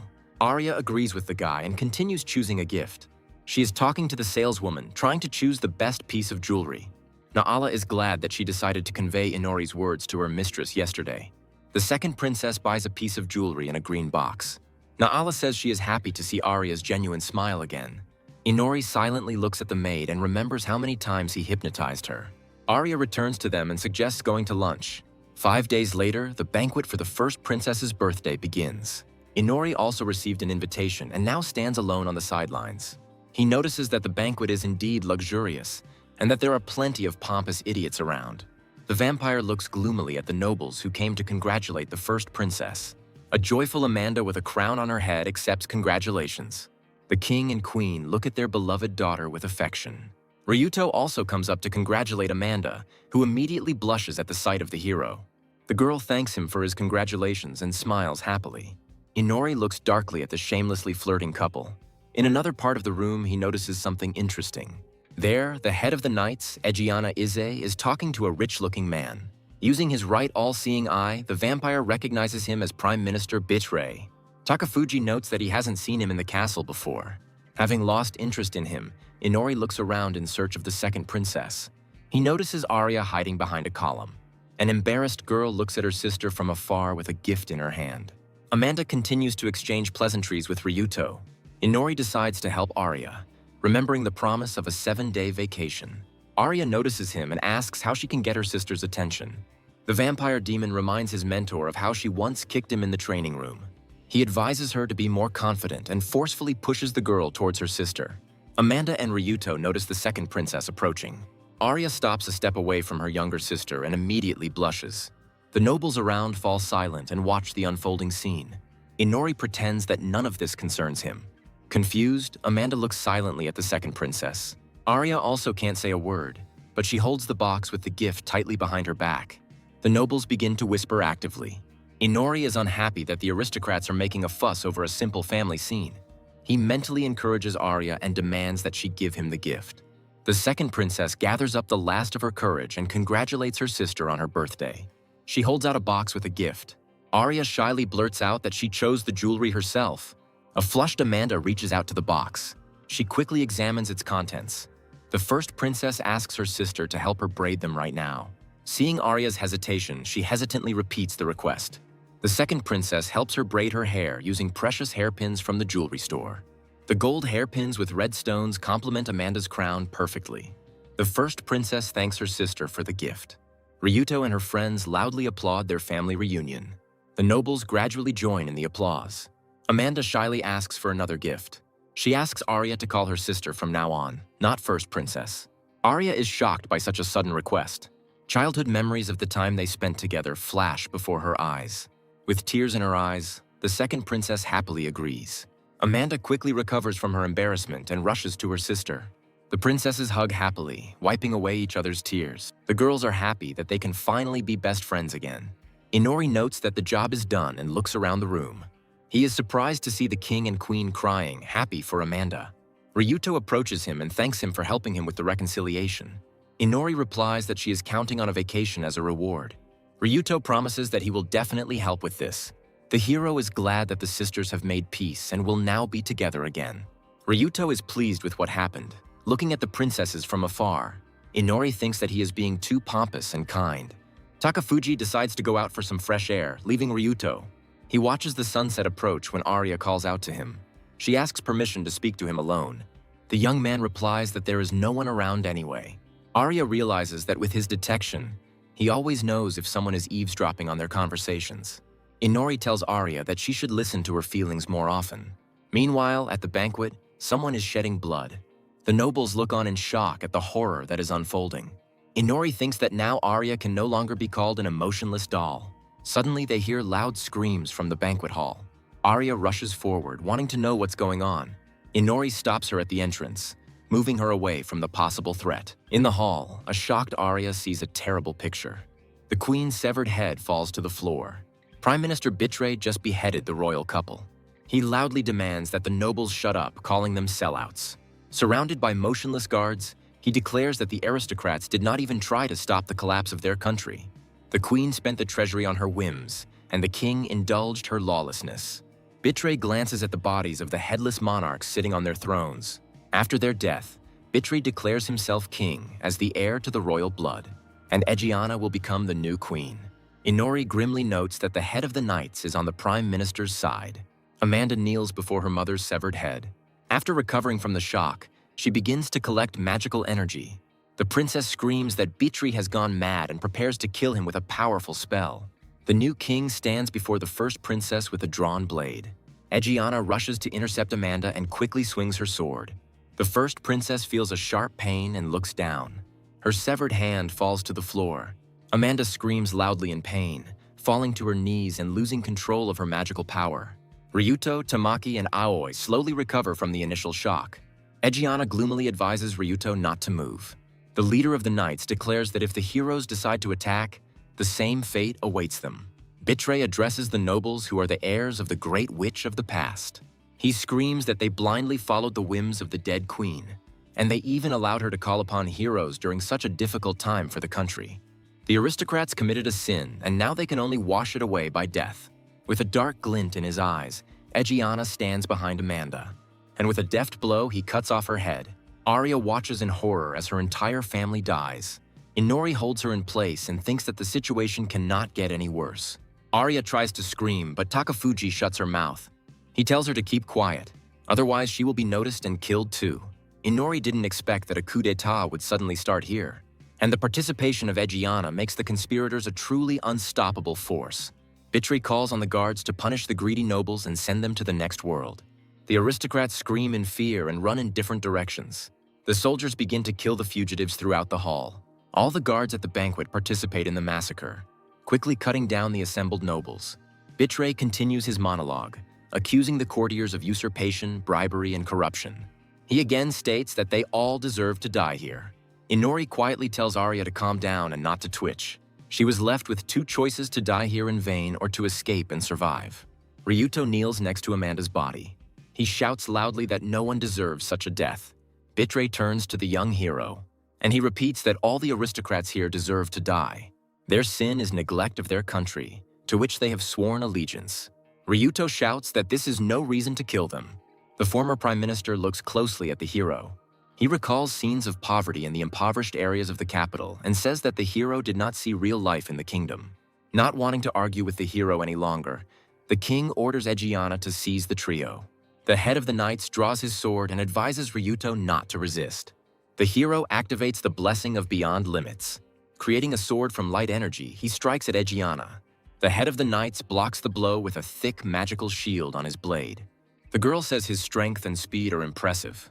Ryuto uses his last bit of strength to deliver a few more blows, but all his attacks are blocked by the chief's sword. Egiana easily parries each attack without moving from her position. Ryuto's energy strikes scatter across the banquet hall. Meanwhile, Aoi maintains a barrier to protect herself and Tamaki from the soldiers. Tamaki wants to support Ryuto in the fight against Egiana, but Aoi screams that she can't hold the barrier alone.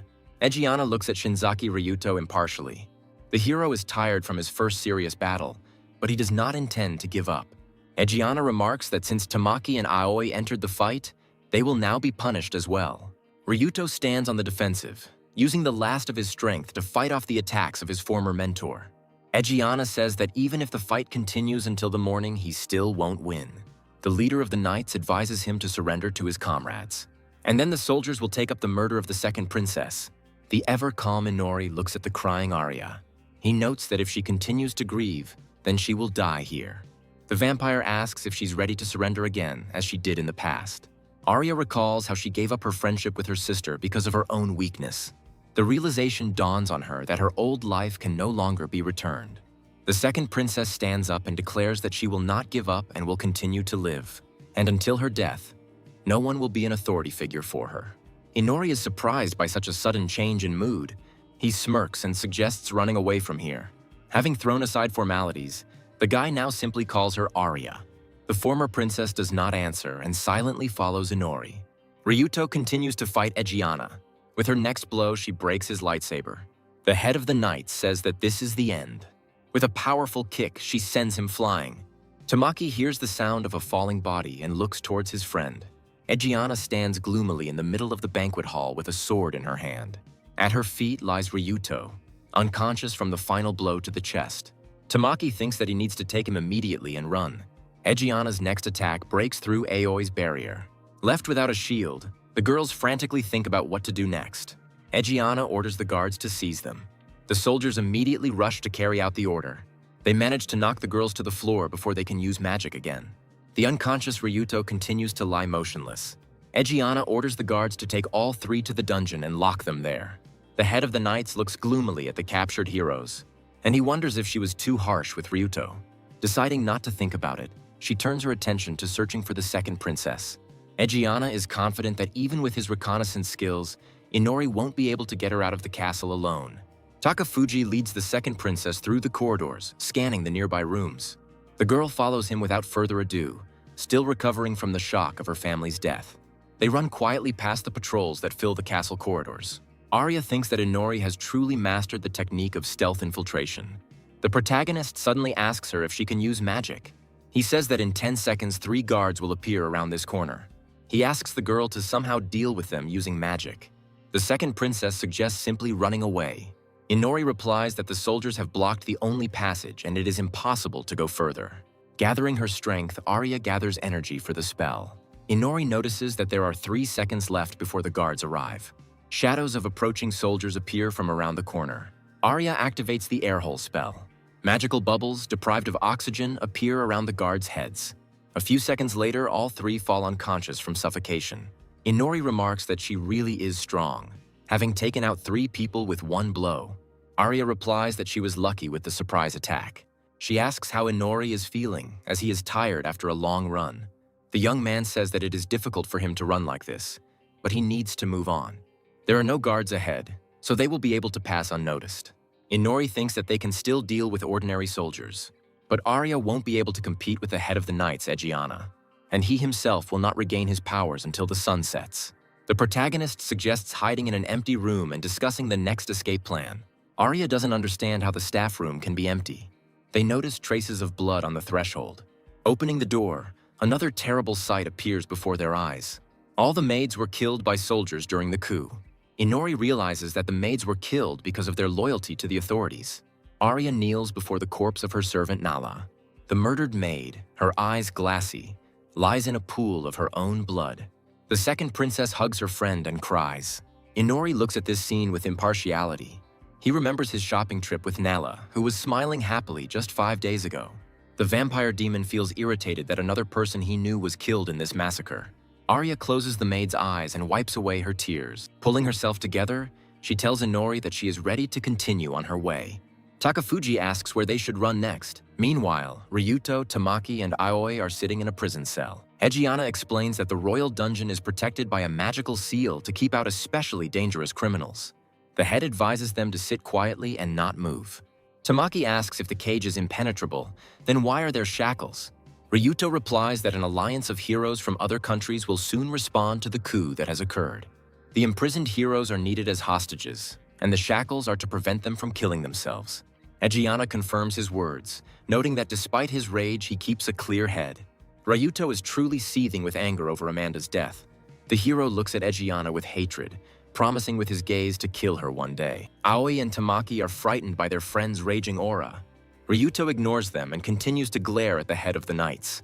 Egiana thinks she has seen those eyes before. She recalls her youth during the years of the bloody war. He remembers all his fallen comrades and ordinary citizens of his country. At that time, she had the same eyes, filled with hatred from her own powerlessness. Egiana meets the eyes of an enraged Ryuto. The hero continues to be angry, despising himself for his weakness. The night girl advises him to remember these feelings, but not to forget to think clearly. After all, if he had simply given in at the banquet as she suggested to him, then Egiana could have let Aoi and Tamaki go. The leader of the knights leaves the dungeon, leaving the soldiers on guard. The heroine girls ponder their future gloomily. Ryuto is angry at Egiana for continuing to act like his mentor. From the guards, the head of the knights learns that Inori and Arya have not yet been captured. Egiana tells the guards that she will join the search herself as soon as she changes into her armor. Meanwhile, Arya explains her escape plan. She talks about a secret door in the castle that leads to the underground sewers. Through the tunnels, they will be able to quickly get out of the castle. Then all they have to do is run through the side gate and disappear into the forest. Inori asks who else knows about this secret door. Arya replies that only members of the royal family should know about her, but right now she is not sure of anything. The protagonist says that there is no choice anyway and suggests leaving. The second princess takes a last look at the body of her maid. Naala lies peacefully on the floor, washed clean of blood as a final tribute to her former owner. Arya mentally thanks her for the years of friendship and follows Inori. Numerous groups of soldiers continue to patrol the castle. Takafuji notes that the guards are growing in number. He is confident that at this rate they will soon be surrounded. Inori runs to the turn and stops abruptly. From there, a group of 12 soldiers approaches them, with even more coming from behind. And ahead he senses a trap set by the guards. Inori stops Arya and says that there is an ambush ahead. The path was blocked by elite soldiers. It was not so easy to break through them. And it won't be possible to go back either because of the chase. Arya wonders how they can get to the secret door unnoticed. Inori replies that they won't succeed. Near that door, he senses even more soldiers entrenched in their positions. Arya is shocked into silence, realizing their hopeless situation. Takafuji says that the nobles were probably tortured and forced to reveal the secret passage. The main character understands that only he himself can escape from here. Arya says quietly that she is not going to give up. She won't let herself be killed so easily and is ready to fight to the end. Inori looks at the self-confident princess with curiosity. The vampire smirks, thinking he can rely on her. He claims to sense another country's army approaching the royal castle. The demon lies that there are definitely heroes among the army who are going to save the royal family. Arya excitedly asks when they will arrive. Inori claims that they will have to wait until sunset. You need to hold out for 15 minutes until sunset, and then there will be a chance of survival. Arya agrees with him and understands that she will have to fight alone. Inori thinks she has little chance of standing against a crowd of armed soldiers. He decides to take her to a place where there are the fewest guards. The patrolman notices movement in the corridor and sees a couple running. He shouts loudly that he has found the second princess and sets off in pursuit of them. The guards draw their bows and fire a volley of magic arrows at the fugitives. Arya turns around and activates the magic barrier. The magic shield successfully repels energy arrows. She shouts to Inori that they will definitely be able to survive these 15 minutes. Arrows from the next volley begin to pierce the barrier. Arya manages to dodge at the last moment, avoiding direct hits. Inori demands to turn right into the corridor. They run around the corner while the princess continues to hold the shield. The guard commander orders the soldiers to surround the fugitives from all sides. Inori thinks that the guards are gathering around faster than he expected. Using detection, he senses another group of soldiers ahead on the left. The young man manages to warn Arya about a new ambush. She places a barrier in the corridor, blocking the passage of enemies. The soldiers quickly come to their senses and draw their swords. With a few blows, they break through the barrier and set off in pursuit of the fugitives. Inori notes that despite their pursuers, they have not yet been surrounded. Arya is tired of wasting her magical powers, but continues to run silently. There are only a few minutes left until sunset. They run to a blank wall with a small window. The princess asks where they should run next if there is a dead end here. Inori replies that there are still 3 minutes until sunset, and other routes are already blocked. The guards catch up with the couple, blocking their way back. They fire a volley of magic arrows again. Arya puts up the barrier again, promising Inori that she can protect him. The guard commander orders not to approach them and to continue firing from a safe distance. The soldiers continue to shoot, hoping to wear down the princess. Arya notices that she has almost no strength left to defend herself. She reduces the size of the barrier in an attempt to conserve more energy. The guards launch another hail of magic arrows. The princess tries to create a new shield to replace the broken one. She is too tired, but she is determined to hold on until the end. Strengthening the barrier with life force, the girl repels a new attack. She calls out to Inori and asks him when help will arrive. The guard commander is confident that the next volley will be the last. The princess collapses from exhaustion, but her companion is nowhere to be seen. A trembling Arya turns around slowly. In place of Inori, only a dark substance remained, through which he hid in the shadows. The princess calls her friend, who left her alone. She realizes that he allowed her to distract the soldiers and then ran away. And his words about helping were lies, designed to make her fight. Arya is deeply shocked by Inori's betrayal. The guard commander orders her to be fired upon for the last time. The former princess looks death in the eye as she sees arrows flying. The sun disappears behind the horizon and the dark energy of Takafuji appears. The demon vampire emerges from the shadow, restored to full strength. Arya looks on in shock at the sudden reinforcements. The corridor is filled with thick darkness, blinding the guards. The commander demands to bring a torch to dispel the darkness. Shadow wolves appear in the darkness, led by the dead Fenrir. Inori orders the ghouls to deal with his enemies. Fenrir rushes at the soldiers, carrying out the orders of his new master. He quickly deals with the guards, cutting off their heads with precise blows. The wolf tears off the arms of some enemies, enjoying their suffering. The guard commander hears the screams of his subordinates, but sees nothing in the darkness. He demands a situation report and to group together to defend against the new enemy. The screams in the darkness fade away and a deafening silence reigns in the corridor. The last guard stands next to Arya and tries to understand what happened. He calls out to his commander and comrades, who have suddenly fallen silent in the depths of the dark corridor. Inori appears silently behind the surviving enemy. The vampire quietly tells the guard that his friends will not come. The soldier turns around sharply, sword at the ready. He sees the hero scout Takafuji Inori in front of him and calms down a little, not considering him a threat. The demon asks Fenrir if he is finished with his games. A huge wolf appears behind the last guard. The shadow monster is indignant that the enemies turned out to be too weak. The guard falls to the ground, frightened by Fenrir's menacing appearance. He asks Inori to help him and protect him from this monster. The vampire recalls the actions of the guards at the banquet. Then they killed a lot of people and now he will kill them. The soldier trembles with fear, not understanding that the humble failed hero has become a monster. The protagonist notices that everyone has their own secrets. Fenrir finishes off the last enemy by biting off his head. Arya lies helplessly on the floor in a pool of her own blood. She remains conscious and quietly calls out for Inori. The girl uses the last of her strength to cast a healing spell, keeping herself alive. Inori says it's no use because she's lost too much blood. No healing can pull her out of the tenacious embrace of death. Arya asks if he always had this power. Inori asks not to look at him with such a reproachful look. His strength appears only at sunset. During the day, he is still the same weakling. That's why he told her to hold out until sunset. Although he himself could always save himself. The young man watched with pleasure as Arya fought desperately when he gave her hope of salvation. Inori looks at the dying princess emotionlessly. He remembers her eyes, full of faith in her own strength and a better future. And since she continues to fight so stubbornly, you can offer help. Inori declares that she is no longer going to speak politely, and he asks her directly if she is a virgin. He claims that if this is the case, then she will be able to survive. But then she will have to obey him and live as his faithful servant. The demon gives her a choice to die as a human or to live, rejecting everything human. The dying girl gloomily considers his proposal. She doesn't want to lose her dignity as a human being. But images of Amanda and Nayla suddenly appear before her eyes. Arya replies that she is ready to sell her soul to the devil in order to survive. Inori continues to look at her with an indifferent gaze. He smirks and remarks that this is a wonderful answer. He declares that he is truly closer to the devil than to God before sinking his fangs into Arya's neck. The girl feels icy energy flowing into her body. Dark power fills her from head to toe, healing wounds and defiling the soul. Having finished with the appeal, Inori covers the sleeping girl with a cloak. He orders the familiars to deal with the remaining soldiers in the castle, and he tells several ghouls to stay close to Arya and protect her from possible danger. He himself intends to stroll around the castle and have a good time. At the same time, King Bitray sits in the throne room. The guards report to him that the second princess has been cornered. Bitray orders that she not be allowed to leave, as only the complete destruction of the royal family can lead the country to a renaissance.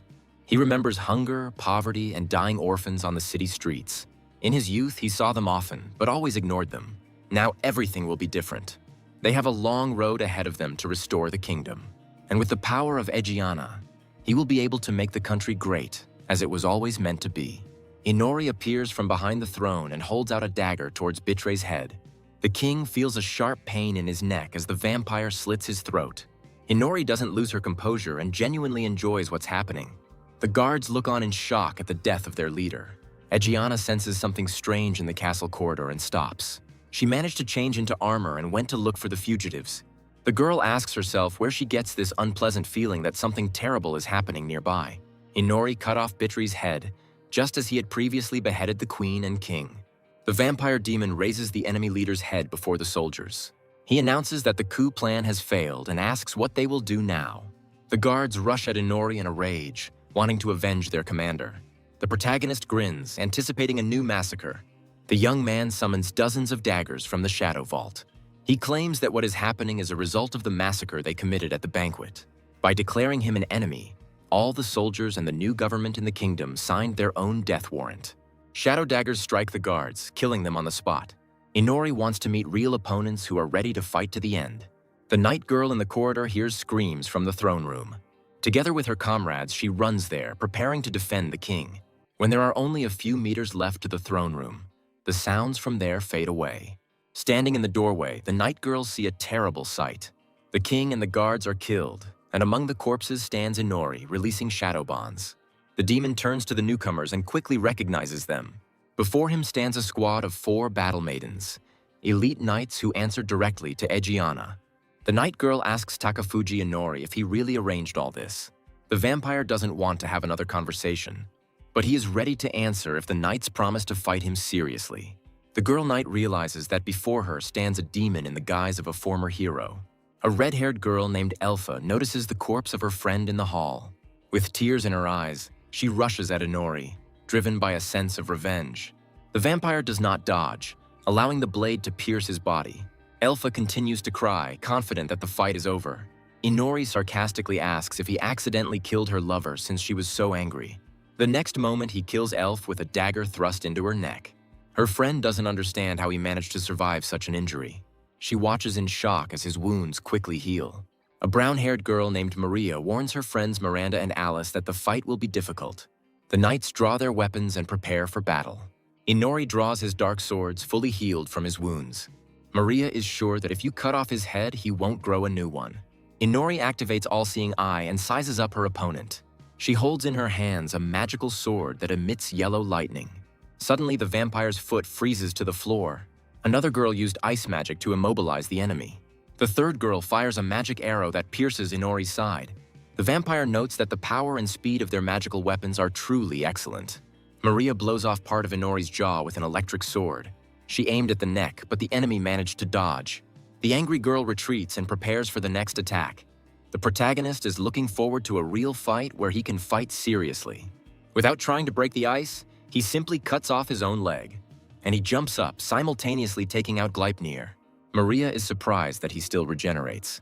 She thinks that he avoided the attack with his jump, but the moment he lands, he will become vulnerable. Suddenly, she hears the painful screams of her friends. Miranda and Alice lie on the floor, bound together by super strong threads. Inori says that he has a busy schedule today and he is already tired of this team battle. He wants to fight against the second strongest knight here alone. Their fight will be an excellent warm-up before the duel with Egiana. Maria remarks that he is indeed brave to be going to fight the leader of the knights. Inori quickly reads her rival's characteristics. He asks why the strongest of the knights, besides Egiana, works in a team with the maidens and not alone. The vampire doesn't understand why she cares so much about her friends if they easily become ballast in battle. Egiana's deputy is angry at the unfeeling demon's question. She delivers a sweeping blow and tells him to shut up. After all, the demon cannot understand her human feelings. With her next attack, she breaks Inori's shadow sword. The young man quickly takes out daggers from the shadows. He continues to fight, beginning to really enjoy the battle. Maria thinks that he has the talent of a real swordsman and is not sure that he will be able to stand up to this fight. She remembers the day when Egiana first introduced her to the squad of battle maidens. The girls then looked in surprise at the sudden addition to the group. Maria was already expecting a cold reception, having learned from bitter past experiences. But the girls warmly welcomed the newcomer and quickly became her best friends. That day, Maria felt like part of a team for the first time and was able to free herself from the curse of loneliness. Now she's yelling at Inori not to look down on her comrades. The demon praises her warlike spirit and asks her to continue in the same spirit. In the heat of battle, Maria does not notice how the threads of Gleipnir close around her. Inori wants to continue the fight and is currently loosening the bonds. Suddenly, Maria jumps to the side and runs towards her comrades. The irritated vampire is not going to let her go so easily. The threads entangle her sword, forcing her to sit down next to her captured friends. Maria wants to free the girls so that they can fight the enemy together. She is confident that as a team, they will be able to defeat him and avenge Elf. Suddenly, her friend Alice breaks free from her bonds with a growl. The girl, turned into a ghoul, bites Maria on the shoulder. Miranda also becomes a monster and clings to Maria's leg. Inori says that he has already killed them and turned them into ghouls. The next to stand up is the deceased elf, shielding Inori. The vampire has lost interest in the fight and is ready to leave Maria to the ghouls. He walks towards the balcony, ordering his familiars to deal with her. Maria looks in shock at the bodies of her dead friends, defiled by dark magic. In a rage, she calls for Inori to come back as the ghouls approach her. The battle maidens begin to devour their friend alive, who is no longer able to fight. Inori moves on, listening with pleasure to Maria's dying cries. Now only the kingdom's strongest warrior remains, the head of the knights, Egiana Izzy. Throughout the castle, shadow wolves are killing the remaining soldiers. Egiana runs down the corridor, trying to figure out what's going on. She senses a dark presence, but doesn't know who is its source. The unpleasant feeling in her chest intensifies, urging her to run faster. In the training arena, she sees someone's severed head. The girl recalls that her intuition has never let her down. She walks slowly to the center of the arena. Egiana carefully raises her head and tries to identify the deceased. She immediately recognizes the face of Prime Minister Bitre, beheaded by an unknown enemy. Egiana hears the sound of flapping wings somewhere above. Inori tells her that the moon is beautiful today. According to him, in his world everyone knows this phrase. The head of the knights quickly recognizes his student. The smug vampire declares that the head is a gift for her. Egiana carefully places Bitre's head on the ground. She asks Inori where he got his demon wings from. The protagonist soars silently through the sky, glancing at his dark wings. Egiana reproaches him for losing his human pride, since he sold his soul to demons. Inori looks at her former mentor in surprise. He says that he doesn't understand her words about pride, because he simply lives the way he wants. Egiana states that the reason to simply live cannot be an excuse. After all, she fights for her country and staged a coup for it. A girl can understand such an act for the sake of family, personal desires, or even revenge. Egiana is convinced that she should have taught him better, and then he would not have become a demon. She asks Inori for forgiveness for her mistakes. The protagonist is confused by her stubbornness and desire to continue her role as a mentor. He lands and says that he appreciates her lectures but finds them funny, considering that he was the one who killed Bitre. Inori declares that the coup is over and asks what she should fight for now if the country is gone. Egiana is convinced that they can cope without the king. Inori interrupts her, not wanting to listen to any more moral lectures. He states that she does not fully understand the situation. His dead wolves emerge from the shadows. They bring with them captured soldiers from all over the castle. The vampire declares that there is no longer any army. Egiana looks at her captured comrades in shock. Inori says he killed most of the soldiers and captured the survivors. He also has a squad of battle maidens in captivity. He states that Egiana is left all alone. The vampire notes that the bound fighters can still be saved. But for this, the head of the knights must sacrifice himself. Inori is irritated that Egiana continues to consider him as her student who has strayed from the right path. He thinks about how to put moral pressure on her to force her to fight. After all, if she gives up, it will be completely boring. Inori continues to explain her situation to her as Egiana silently removes her sword from her belt. She raises her second blade, which she had not shown in training before. Inori asks what she's up to. The girl continues to stand silently with her sword raised. Egiana brings her sword down with force, piercing the floor of the training arena. She says it was her silent prayer. Prayer for comrades who were humiliated and killed, and for the friend she will now have to kill. The head of the knights activates his battle sword, channeling magical power through it. Egiana is convinced that her comrade's sacrifice will not be in vain. Inori asks if she's really ready to sacrifice the order. The girl replies that she has trained these knights all her life, and has the right to sacrifice them all. The protagonist is surprised by her sudden fighting spirit. He says that then the country will be left without nobility and army, and will no longer be able to be called a country. Egiana notes that the people will not disappear. It doesn't matter that the nobility is rotten, the army is destroyed, and the royal line is broken. As long as there are people left, she will continue to fight for her country. This is her reason to live on. Inori is amazed by her powerful magical aura. He thinks that now things are really getting interesting. With a mad grin, he activates both eyes, preparing for the hardest battle of his life. Egiana asks why he is so happy. The vampire apologizes for underestimating her and showing ignorance. He also regrets that he deceived her a few minutes ago. Now he's going to be brutally honest. All the soldiers have long been killed and turned into ghouls. Egiana looks grimly at the mutilated corpses of her subordinates. Inori states that all her comrades are dead and will now fight against her. Egiana silently surveys her new opponents. She turns to Takafuji Inori with sadness, and he quietly says that he too cannot be saved. Her sword glows brightly with a red light, overflowing with the magical power of its owner.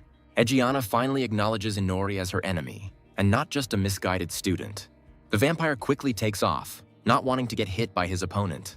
With one sweeping attack, Egiana destroys all the rebellious soldiers. Inori understands what the leader of the Knights' trump card is.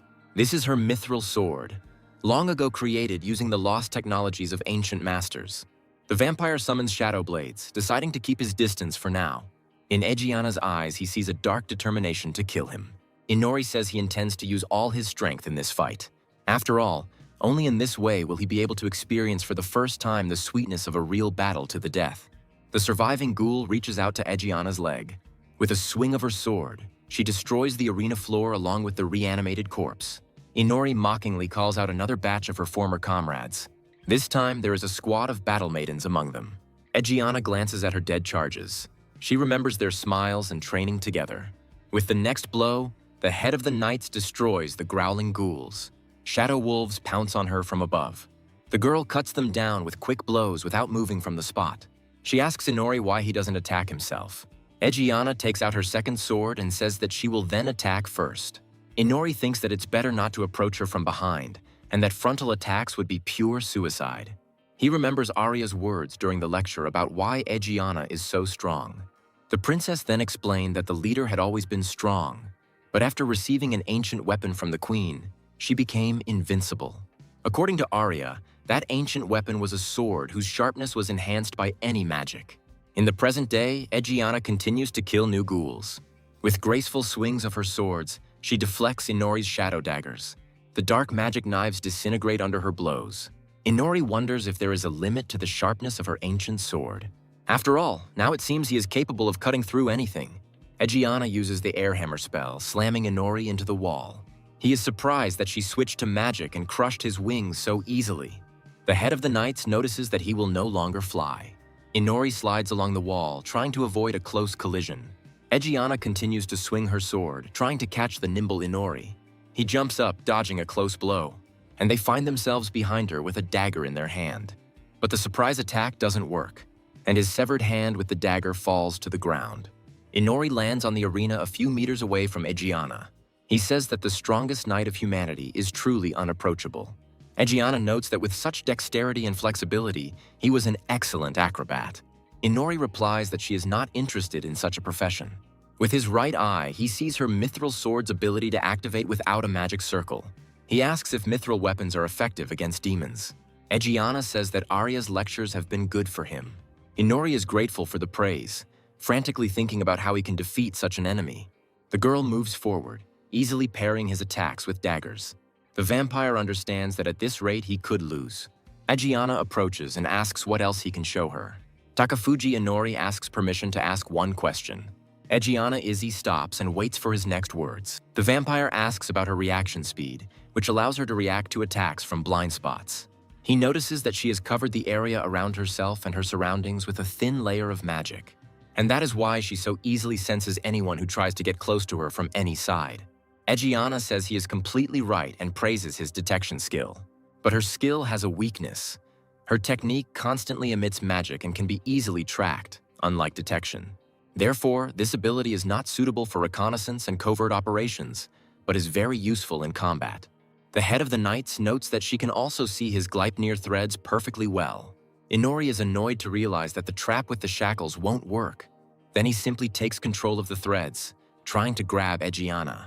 She swings her sword and easily cuts through the super-strong Gleipnir. Inori retreats, seeing the new limits of her ancient mithril sword's sharpness. Egiana rushes after him, but suddenly feels someone's ominous presence. Huge blue needles crash into the arena at high speed. From the castle wall, the risen Fenrir, who retained his powers after death, shoots at her. He still has the ability to turn his fur into projectiles by passing magic through it. Inori notes that the attack was outside her range of perception, but Egiana still dodged it. The unharmed female knight is surprised by how many subordinates her former student has. She praises his idea of attacking from outside the area, but at that distance, the attacks took too long to reach her. The protagonist realizes that she simply dodged it thanks to her reaction speed. Egiana uses Air Hammer again to perform a magical strike from a distance. Fenrir manages to dodge the attack at the last moment without taking any damage. Inori commands the ghouls to shoot at her from a distance and not get too close. The protagonist summons dozens of daggers from the Shadow Vault. With a combined attack of daggers and Fenrir's needles, he hopes to hold Egiana in place. The girl repels all attacks and wonders how much stamina Inori will have at this pace of battle. The vampire thinks that she needs to fight until she runs out of magical power, but during the entire battle, she did not show a single sign of fatigue. Egiana continues to methodically destroy the remaining ghouls. Inori frantically thinks about how to fight further when the ghouls and daggers run out. He senses her magical field, which allows him to track any attacks, and he sees her endless endurance and ancient weapons that can cut through anything. But even without this, Egiana is fast enough to easily dodge Fenrir's needles. Inori needs a way to strike close, outside her detection range. For the sake of victory, he is ready to give his all and surpass his limits. There is no retreat.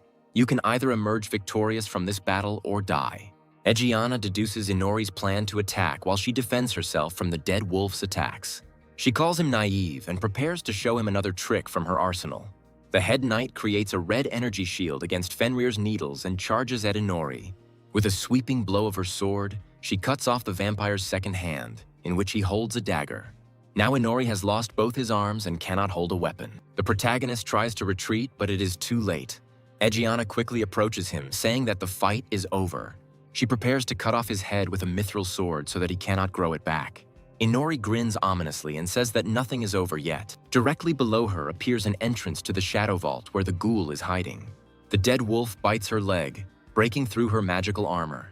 Egiana is slowed by the injury as Inori rushes towards her. He uses shadow threads to keep his severed arm in the air. Egiana quickly considers whether to deal with the wolf first or cut off Inori's head. She decides that without arms, the vampire is defenseless and that she needs to deal with him first. The girl turns to him and sees something she never expected. Inori grew his right arm despite being wounded by a mithril sword. He smirks and says that she shouldn't rejoice until she's completely victorious. Egiana thinks that she had previously cut off his hand with a sword other than a mithril sword and had not noticed it in the heat of battle. Inori uses Gleipnir's strings to stay in the air. This way, he doesn't fall into the field of vision of Egiana, who is already ready to chop off his head. The head of the knights belatedly notices the ultra-thin threads and decides to get within striking distance herself. Inori reminds her of her left formation eye and activates the hypnosis spell. A magic circle appears before Egiana's face, attempting to dominate her mind. The magic of another world begins to take effect, and the girl's eyes glow yellow. Egiana resists the mind control and cuts the seal with her sword. The protagonist is surprised that her mithril sword can even cut through magic circles. Inori pulls herself with threads to a safe distance from the enemy. Egiana kills the shadow wolf that bit her leg, freeing herself from its grip. She looks at Inori darkly and asks what will happen next. The vampire shrugs with a smile, not knowing what to answer her. The head of the knights asks why he is so happy, to which Inori replies that he is having fun. He is sure that Egiana also has fun giving it her all in a fight with a strong opponent. The girl smiles, unexpectedly agreeing with his words. Inori makes an evil grin and opens the shadow vault. He shoots daggers at his opponent from above, wanting to end the fight as quickly as possible. The vampire jumps back, avoiding the approaching Egiana. He looks at the summoning circle on his sleeve and memorizes it with his left formation eye. A huge summoning circle appears behind Egiana. The head of the knights turns around, preparing to cut through the enemy's magical attack again. Suddenly, Inori himself emerges from the center of the circle, a split second ahead of Egiana's reaction. The surprised girl does not have time to defend herself, pulling her hand back to strike in a circle. Inori hopes to catch her hand before she attacks, preventing her from using her magic sword. With a quick movement, he grabs the head of the knights by the shoulder, not allowing her to finish the blow with her second sword. Getting closer to her face, Inori opens his mouth wide, revealing his true form as a monstrous vampire. Egiana thinks that things are bad and that with her leg bitten she won't have time to dodge, and the mithril sword in the other hand simply won't make it in time. She comes up with an idea that will give her a chance to win and finish the fight. She activates the air hammer spell, this time concentrating on her left hand. The magic creates a strong pressure, forcing her hand to fly sharply in the desired direction. This allowed her to accelerate for a brief moment, enough to secure victory. Inori notices her technique, but realizes it's too late to dodge. Using the hammer, she turned her hand into a flying projectile that would fall on him in the next moment. The blow of the mithril sword lands directly on the protagonist's neck. With a swift swing of his sword, Egiana cuts off Inori's head. The vampire does not have time to react and senses imminent defeat. Having lost his head, he only has time to pronounce the name of Egiana. She shatters her arm armor due to the air hammer accelerating too quickly. The girl put all her strength into the final blow to put an end to this long fight. The demon vampire's head falls to the floor of the training arena with a dull thud. Egiana stands over the corpse of a fallen enemy, releasing the mithril sword from her left hand. Fenrir rushes at her from behind, wanting to avenge his fallen master. The head knight cuts down the shadow monster with a swift swing of his sword. Fenrir is mortally wounded, unable to carry out his revenge. His body disintegrates in space into clots of dark energy. Inori's head lies on the arena a couple of steps away from his body. A sweaty Egiana smiles tiredly and says goodbye to her former friend and student. Putting down her sword, she takes his head and says that she really did have fun. The head doesn't even remember the last time she fought to her last breath. She cancels the field of perception and thinks about searching for the second princess. The girl is distracted from her thoughts about the kingdom when Inori's head suddenly bites off her hand. A stunned Egiana looks down, seeing her blood splashing. The vampire's head falls to the ground again, its fangs snapping predatorily. The leader of the knights understands that this demon's main focus was his heart, not his head. Using the strings of Gleipnir, Inori controls the headless body like a puppet, and he attacks his opponent from behind before she comes to her senses. The girl manages to turn around, but it is too late to dodge. Inori kicks her in the back with all his might, sending her flying forward. Egiana crashes into the wall, breaking through it. She sits and lets out a painful groan, feeling the pain of broken bones. The trembling girl looks up at the vampire who won this fight.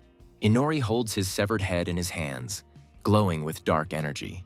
He slowly places his head back on his neck, activating the regeneration process. After reattaching his head, he notices that it did indeed hurt. Having completed the regeneration, he says that things are much better now. Egiana is surprised that even with a mithril sword, she couldn't stop his demonic healing. Inori agrees that mithril is indeed effective against demons, but he only works against the demons of this world, and he came from another. Egiana is amazed by his sudden revelation. Inori explains that he realized the uselessness of mithril the first time she cut off his arm. The girl understands that he didn't grow it out on purpose and praises him for his resourcefulness. The vampire looks at his defeated rival dispassionately. Inori had previously assumed that for vampires, the head was not the most important part of the body.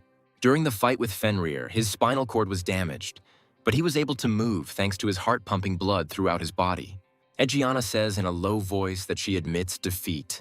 Inori apologizes for tricking her again and ultimately defeating her with a sneak attack. He says he has little experience in hand-to-hand combat, to which Egiana replies that she has noticed this. Inori notes that now he really fought like it was his last time. The head of the knights laughs at his honesty, feeling death approaching. Inori looks with interest at Egiana, who is bleeding profusely. He calls her by name, trying to keep her conscious for a few more seconds. The young man is sure that she will be bored becoming an unreasonable ghoul in his service. Therefore, he will absorb it all without a trace in order to gain new power. Inori bids farewell to Egiana and drinks her blood under the light of the full moon. Having finished the battle, he goes to the hero's prison. Ryuto, Tamaki, and Aoi hear footsteps, certain that another guard has arrived. Suddenly, they hear a familiar voice making a snide comment on their shabby appearance. Ryuto slowly looks up, emerging from the depths of his dark thoughts. He is surprised to see Inori in front of him, who has arrived with the key to their magical cage. The girls exclaim that they were worried about him and ask the guy about the latest events. Inori activates hypnosis on AOI, saying that they should worry about themselves first. Ryuto yells at his comrade, not understanding what he is doing. Inori states that she is not doing anything wrong, then hypnotizes Tamaki. The vampire demands that Ryuto stand up and come to him. Seeing his reluctance to obey, Inori uses the hypnosis circle again. To the vampire's surprise, Ryuto remains conscious, but is unable to move of his own free will. He suggests that the power of the technique may depend on the mental capacity of the target. Inori grabs Tamaki by the head and says that he has a task for her. He wants to give Aoi the same special mission. The protagonist asks them to clean up here and give something to the inhabitants of this country. Ryuto doesn't understand what cleaning up means to him. Inori gives Tamaki a magic wand and replies that he wants to be officially considered dead after what happened at the castle. He asks Tamaki to use the staff and burn the castle to the ground so that not a single corpse remains. In response to her hesitation, the guy says that she is subconsciously limiting herself and can become much stronger. He orders Aoi to put up a barrier so they don't burn down along with the castle, and Ryuto demands an explanation. Tamaki breaks his limitations and feels a tremendous power within himself, promising to burn everything around him. Ryuto asks her to come to her senses, because everyone who survived the massacre will die in the fire. Tamaki, deprived of her will, declares that everything is fine and she will definitely succeed. The tip of the wand falls, unable to withstand the enormous flow of magical energy that the witch passes through herself. Ryuto rushes towards her in a futile attempt to stop this madness. Tamaki's magical fire spreads throughout the castle at incredible speed. The magical flame burns everything in its path, sweeping away any obstacles. The fire knocks out windows and also engulfs the outside of the castle. The royal palace lights up like a wooden house, illuminating the dark night.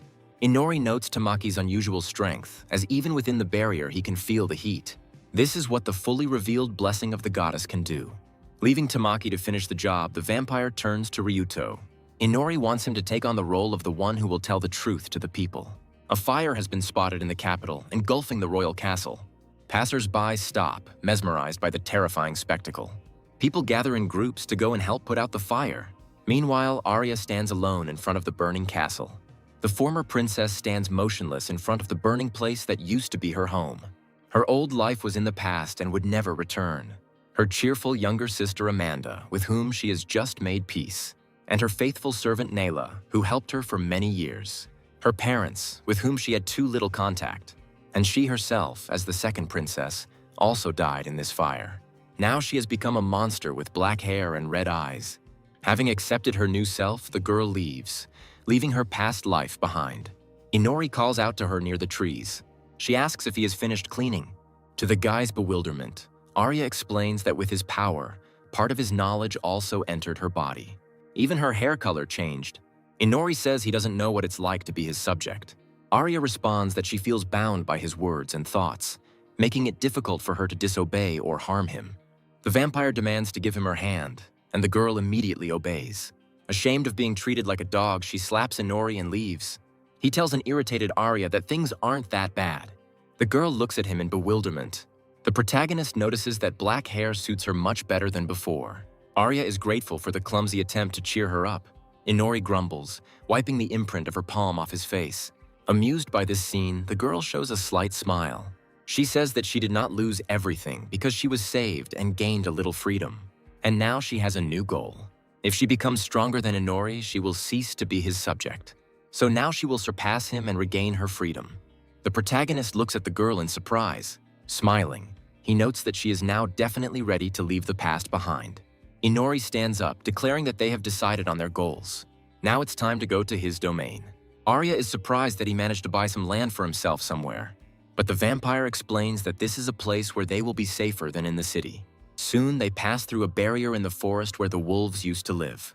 Inori says that here they can rest and figure out their strengths. When asked about the house, he explains that there used to be a dilapidated hut here, but he improved it with magically created tools. The guy doesn't want to go into details and asks to simply consider this place their secret base. Inside, Arya notices that the house is too small for two. Inori says she will have to get used to living differently. Besides, there is only one bed. The girl states that she never really desired luxury, and she's even ready to sleep with him in the same bed. She adds sheepishly that she is in his debt, since she survived only thanks to his strength. Inori looks at the former princess sarcastically. Arya says that for now she will pay him back as best she can. The vampire thinks for a moment. He sarcastically remarks that she responded before he had time to give the order. Next, he demands that she undress. The embarrassed girl trembles with fear but obeys the order. In one movement, she exposes herself, throwing off her worn-out veil. Inori activates the Eye of All-Seeing and looks at Arya for a few seconds. Next, he uses the weapon creation skill. The young man creates new magical clothes for her. Arya, embarrassed, accepts the gift and looks at it with bewilderment. Inori demands that she get dressed and not get in his way with her rags. He explains that now he needs a warrior servant, not a slave in bed. He has the whole world before his eyes. He can choose any partner he wants. The guy sarcastically adds that Arya has too high an opinion of herself if she thinks she can pay him off so easily. The girl blushes deeply, not knowing what to respond to such rudeness. Having collected her thoughts, she thanks him for the clothes, and he runs out onto the balcony to change his clothes alone. Inori is surprised again that he previously thought of her as a heartless doll. On the balcony, Arya sits naked with clothes in her hands. She buries her head in her knees, embarrassed by her failure. The girl is ashamed that she even thought of offering him such a way to pay off the debt. In the distance, she notices smoke from a fire in the royal castle. Arya thinks that she just wanted to punish herself for being the only one who survived and abandoned her country. The vampire quietly asks why sleeping with him can be called a punishment. The former princess didn't even notice him approaching. Inori pretends to be offended by her rudeness. Arya sheepishly apologizes and thanks him again for saving her. She justifies herself by saying that she simply didn't have time to calm down. She states that it doesn't matter that she is no longer human. The main thing is that she chose life and doesn't regret anything. Inori looks closely at her subordinate. To her delight, he asks for help with something. The young man says that he received several new skills in the castle and cannot level them up on his own. He needs help with developing sexual techniques. Arya is shocked to hear words about sex. Inori wants to see if the level will rise if he touches her breasts. He is surprised by Arya's embarrassed reaction, as just a minute ago she was ready to sleep with him. The girl states that just touching is wrong and shouldn't happen. Tired of arguing, Inori directly orders her to help. They hide in the hut, doing their dark deeds. A few days later, Inori learns her skills while Arya learns to fly. He gained a variety of skills from killing people in the castle, including mastery of various weapons and cleaning techniques. He even has skills in pretending to be an aristocrat, although he doesn't know if he will need them anymore. He yells at Arya to come down for a minute. The vampire lands and disperses her wings of dark energy. She gained the genius ability, which allows her to quickly learn new skills. Inori is surprised at how easily she learned to fly. When asked about her clothes, Arya replies that they are perfect for flying and fighting. The guy is annoyed that she can calmly float under the scorching sun while he becomes weak due to the wrath of the sun god. He hands her a black sword and orders her to draw it. Arya pulls out the blade, which is immediately filled with her magical power. Inori explains that this is Egiana's former sword, which he enhanced with dark magic. The girl is amazed that she now owns such a legendary weapon. Inori says that he tried to use it himself, but was unable to due to his inability to use the magic of this world. He admits that he cannot use magical tools. That's why the vampire gives this sword to Arya, since she was able to use it right away. The girl sarcastically asks what if with him she becomes stronger than him. Inori is confident that he doesn't need to rely on toys to be stronger, and they will fight without weapons. The protagonist decides to sum up what they have now. Arya can use magic and magic items, but she cannot level up her skills. Inori is not capable of magic in this world, but he is constantly growing in strength and developing his skills. The young man is confident that he will still be stronger in battle, since his strength is constantly growing. Arya notices that she also has access to this ability. She shows him her vampire fangs. Inori realizes that she too can become stronger by sucking other people's blood. The guy talks about his first experience of drinking the blood of a demonic bird. The vampire states that now that they have figured out the skills, it is time to move on. Arya asks sarcastically if he was waiting for her to get comfortable, but suddenly hears someone's voice. From the shadows emerges a small Fenrir, whose revival Inori was waiting for. The protagonist tells the wolf not to worry, since he himself ordered him to distract Egiana. Arya is delighted to learn the name of this adorable fluffy creature. To the weakened wolf's dismay, she hugs him like a pet. Tired of being harassed, the wolf escapes to a shadowy vault. A saddened Arya decides that she will now call him Fenrir. Inori notices her change of mood. Arya explains that she loves animals and has always looked after pets that bored her sister. The vampire declares that they are leaving here tonight. He has not yet decided on his goal and wants to visit neighboring countries. Inori wants to start in a country where heroes are not summoned. But Arya says there are no such countries. By agreement, all 12 countries must summon 3 heroes each. Inori thinks for a moment. He notices that too many heroes appear in this world. After all, there are still 11 countries and 33 heroes. The guy remembers that blonde guy and his comrades. Thinks about other heroes he hasn't met yet. And he remembers Ryuto, Tamaki, and Aoi, who now know about his true nature. This means that he will soon have many more powerful enemies. At the same time, somewhere far away, a magical ritual is taking place. The bodies of humans, mages, elves, dwarves, and beastmen are used as fuel for the ritual. The blonde demoness calls for someone to return to a new vessel. She holds a glowing demon skull in front of a mountain of corpses. Suddenly, the skull begins to grow a skeleton and flesh. A demon figure with a long tail appears in the air. The demoness and her servants rejoice at the success of the ritual. The new demon takes the form of a red-haired man with a beard. The demoness announces that the demon king Ignoa has returned. After some time, the action moves to a small trading town. Arya walks down the street in the sunlight with a slight smile. There are plenty of shops around and people who have come to buy something. Someone offers Arya a couple of loaves of bread. The baker says that she helped him out a lot earlier and he wants to repay her somehow. Another vendor hands her a bag of vegetables. The girl thanks everyone, laden with free products. Now she has a new nickname, Arya. Some time had passed since he and Inori moved to the provincial town of Regan in the Lin Theocracy, a small market town famous for its brick streets. In the theocracy, the clergy plays a vital role. That's why even in a small town there is a big church. They registered with the Adventurers Guild to earn money. Inori took the pseudonym Kiri, but he rests during the day, so Arya works alone. Thanks to this, She met many people in the city. Suddenly, Inori flies out of the doors of the guild building. Blood is coming out of his nose and flying into the air. It flies several meters away and breaks a wooden bench. Arya calls him and tries to understand what is happening. A fair-haired girl in a cleric's robe emerges from the guild. She is surprised that the guy is still conscious after her blow. The girl is amazed at the talent hidden in such a womanizer. She states that Kiri has intrigued her. As a holy knight of the Lin theocracy, the fanatic Raskos accepts him as a student to guide him on the true path. The girl lifts him by his tie and waits for him to come to his senses. Arya looks at the unfolding scene in shock. She drops bags of groceries, which scatter on the ground. The fanatic strokes Inori's face with a smile. Arya thinks that this is how her adult life outside her home country began. The action moves back a few minutes to Inori. He sat in the guild and drank calmly. The other adventurers looked at him with hostility. Inori thought that after joining the guild, he started drinking heavily. The waitress brings him the bill, but he tells her to put it all down to Ari. Unlike him, she quickly rose through the ranks by completing guild missions, and even earned the nickname, Black Rose of Ari. She even gained fans among adventurers, and Inori drank all day long, bound by the hatred of the sun god. The other adventurers didn't understand why Black Rose would fall for such a parasite. The man with the red beard invites him to go to work too. He sits next to her and is indignant that Ari works all day while he only eats and drinks. Kiri thinks that this old man has become his only drinking buddy from the guild. He used to drink alone, but recently joined him on drinking sprees.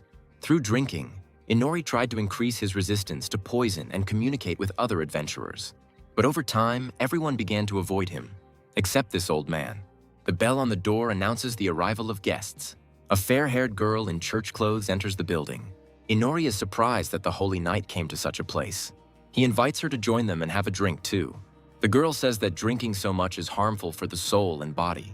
Kiri notices the church symbol on her forehead. He asks to take a closer look and wants to get closer to her. The girl raises her hand with lightning speed to strike, and he declares that one cannot touch the sign of faith in God. Inori doesn't have time to react to the blow. Ari comes to the guild with food and calls for a partner. The adventurers watch in surprise as Kiri is knocked out by the churchwoman's blow. Having broken the bench, Inori thinks that he said something wrong. The girl picks it up and looks the guy in the eyes. The adventurers rejoice that someone has finally beaten this drunkard. The churchwoman says she will help him improve. After all, God will not leave anyone without attention. She throws Inori over her shoulder and leaves. The fanatic feels someone's gaze on him. She notices Arya and asks what she wants. Ari asks what she's going to do with him. Inori doesn't move, continuing to hang on her shoulder. The churchwoman advises not to worry about this impudent fellow who was loafing around in the guild. She is sure that there is still something masculine left in him. So the church and God teach him how to become a real man again. Arya and the adventurers watch the girl leave. One adventurer says that Arya is now free and invites her on a date. The girl quickly collects the food scattered on the ground, and he hands them over to his embarrassed colleagues. Ari runs after the churchwoman, planning to follow her actions. The adventurers are sure that Kiri is blackmailing her, because why else would she be with him?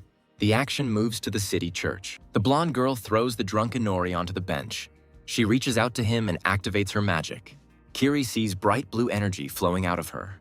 The fanatic claims that he will instantly cure him of intoxication. The spell heals the guy, helping him sober up. The girl advises him not to get drunk like that again.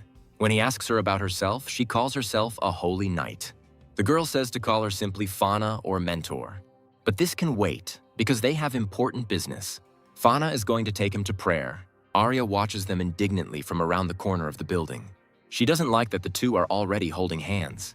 She feels a pang of jealousy and doesn't know what to do. Inori and Fauna walk towards the entrance of the church, still holding hands. Someone behind Arya says that the girl is very dangerous. She sees a small Fenrir behind her, peeking out from the shadows. The wolf says he feels Fauna's divine blessing. Arya looks after the churchwoman in surprise. When Fenrir asks if she felt it, the girl shyly agrees. Fauna tells Inori that this is the largest church in the region and he is very lucky. She notices a large group of people ahead who have come to pray. The churchwoman asks Kiri's name, realizing too late that she forgot to ask. Together they approach a large statue of the supreme goddess. Around her are 4 statues of other goddesses, subordinate to the will of the supreme deity. Fauna says that if Kiri doesn't know how to pray, then let her repeat after her. She teaches him to put 5 fingers together in a prayer gesture. And then you need to close your eyes and pray. Inori decides not to argue and play along with her. He had never believed in anything or prayed before. The vampire begins to pray, ready to try something new. Somewhere far away, a blue-haired goddess senses his presence. Inori also feels like she is being watched. He feels the flow of energy coming from all the people in the church. They all connect them with someone, and the strongest current comes from Fauna. Detection also doesn't help to find out who is watching them. The vampire feels like someone is looking straight into his soul. He begins to get angry, not wanting to open up so easily to an unknown deity. Inori activates the all-seeing eye and studies the properties of energy communication. A minute later, he breaks the connection with the goddess. Fauna is surprised that he devotes himself entirely to prayer. She is glad that he has understood the importance of contact with God. And now that his mind is clear, they can move on. Kiri looks again at the large statue of the supreme goddess. A soft smile was frozen on the statue's face. Inori no longer feels the connection, but he is now interested in that mysterious power. He hopes to return here later and find its source. Far from the planet in another dimension, the supreme goddess asks if someone really cut the path. The blue-haired goddess replies that she herself did not expect such a thing from a man. 5 goddesses turn their attention to the mysterious otherworlder Takafuji Inori. Meanwhile, the bell at the entrance to the guild rings. A tired Kiri enters the building. The adventurers watch his return with displeasure. Inori walks towards his hooded friend, who continues to drink peacefully. The red-haired old man looks at Kiri in surprise. His face is covered with bruises and cuts from his recent training. He begins to explain that Fauna used magic to strengthen her fists, and she cheerfully beat him up on the training ground. She didn't stop for a second, demanding that he fight too. The girl continued to hit him, encouraging Kiri to fight back. Inori noticed that it was not for nothing that they called her a fanatic. Fauna continued her advance with a smile. With the help of the all-seeing eye, Kiri sees that she is striking with the forces of light, which is why they feel so painful for the vampire.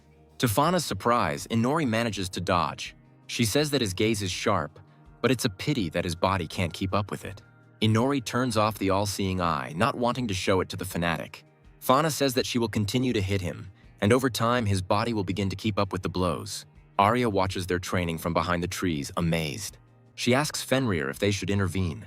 The wolf says that since the owner himself does not run away, it means he has some personal goal in staying with her. Arya ponders his words darkly. Seizing the opportunity, Inori escapes from training. He finishes telling the old man in the guild about his misadventures. Kiri complains that it was the most desperate escape of his life. The old man notices that the girl really turned out to be a holy knight. People like her kill demons for God's sake and fight with the forces of light using magical weapons. And since Inori doesn't know how to use magical tools, there's no point in him learning from her. Kiri readily agrees with his words. Suddenly he realizes something strange. He never told the old man that he couldn't use magic weapons. Fauna, who was looking for a runaway student, enters the guild. She exclaims loudly, startling Inori. The girl praises him for his quick escape and demands that he return to training now that he is rested. Fauna drags him towards the exit while Inori calls the old man for help. His faithful drinking companion does not respond to his pleas, and he continues to drink peacefully, completely alone. At the new training session, Fauna continued to beat Inori. Arya and Fenrir watched cautiously from a distance. Fauna didn't understand why the student wasn't getting stronger. To avoid further beatings, Inori begged her to go to church again. Fauna is very happy because of his sudden request. She is sure that her training was effective, since he decided to return to God so quickly. Inori smiles falsely and looks forward to exploring the church again. In front of the statue of the supreme goddess, he notes that the feeling of being watched is no longer there. He wants to know if there are any connections with other believers. Detection earlier didn't help, so he decides to use the power of another world. The vampire activates the all-seeing eye and begins assessing all objects in the room. He doesn't see anything interesting in the nuns and their clothes. The statue doesn't make much of an impression either. Suddenly he notices something strange in the statue's hands. Hidden there is the stone of holy light, born at the base of the divine tree, and serving as a medium for the powers of the goddess. Inori understands that it is through him that communication with people in the church is carried out, and it is doubtful that by the supreme goddess they mean his acquaintance who sent him here. There are 5 statues of 5 goddesses here, and they clearly do not favor the main character. Having finished praying, Inori prepares for new torments. He notices his mentor looking excitedly at someone in the crowd. The vampire sees there a middle-aged man in the robes of a holy knight. Fauna calls him Ravan, the 4th commander of the Holy Knights and the hero of Regan. 10 years ago, he protected Regan from escaped demons and continues to be the city's protector. Inori identifies him as his mentor's boss. Fauna decides to say hello to him and orders Inori to return alone. The vampire doubts that Rayvon is stronger than Egiana, but still wants to evaluate him. The Holy Knight suddenly turns an attentive gaze in his direction. Inori hides in the crowd, avoiding detection. He decides not to try again in case Rayvon sensed his judgment. The nun asks the Holy Knight if everything is okay. He replies that he smelled his kind. Inori quietly leaves the church without attracting attention. After some time, Arya is sitting lazily on the roof of the building. She watches from afar as Inori and Fauna begin training again. Arya is upset that he now spends all his time with Fauna and even stopped talking to her. Fauna states that he has become better at moving and can even dodge magical weapons. Inori is grateful for the praise, remembering Egiana and her swords. Fauna is sure that he is fixated on protection and asks if he has a weapon. Inori thinks for a couple of seconds. The only things that come to mind are dark magic and shadow daggers. Deciding not to talk about this, he says that he does not own a weapon. Fauna hits the ground, knowing what he needs to do. She demands that the student buy himself a weapon. Otherwise, he will not become a competent adventurer. Fauna also states that there will be no training tomorrow due to her meeting with Commander Rayvon. Inori is annoyed that he will have to look for a weapon on his only day off. Fauna warns that the day after tomorrow she will check what he will buy there. At sunset, Inori finds Arya on the roof. He has long noticed her surveillance and asks if she has come up with a way to defeat him. Black Rose sadly replies that she hasn't come up with anything.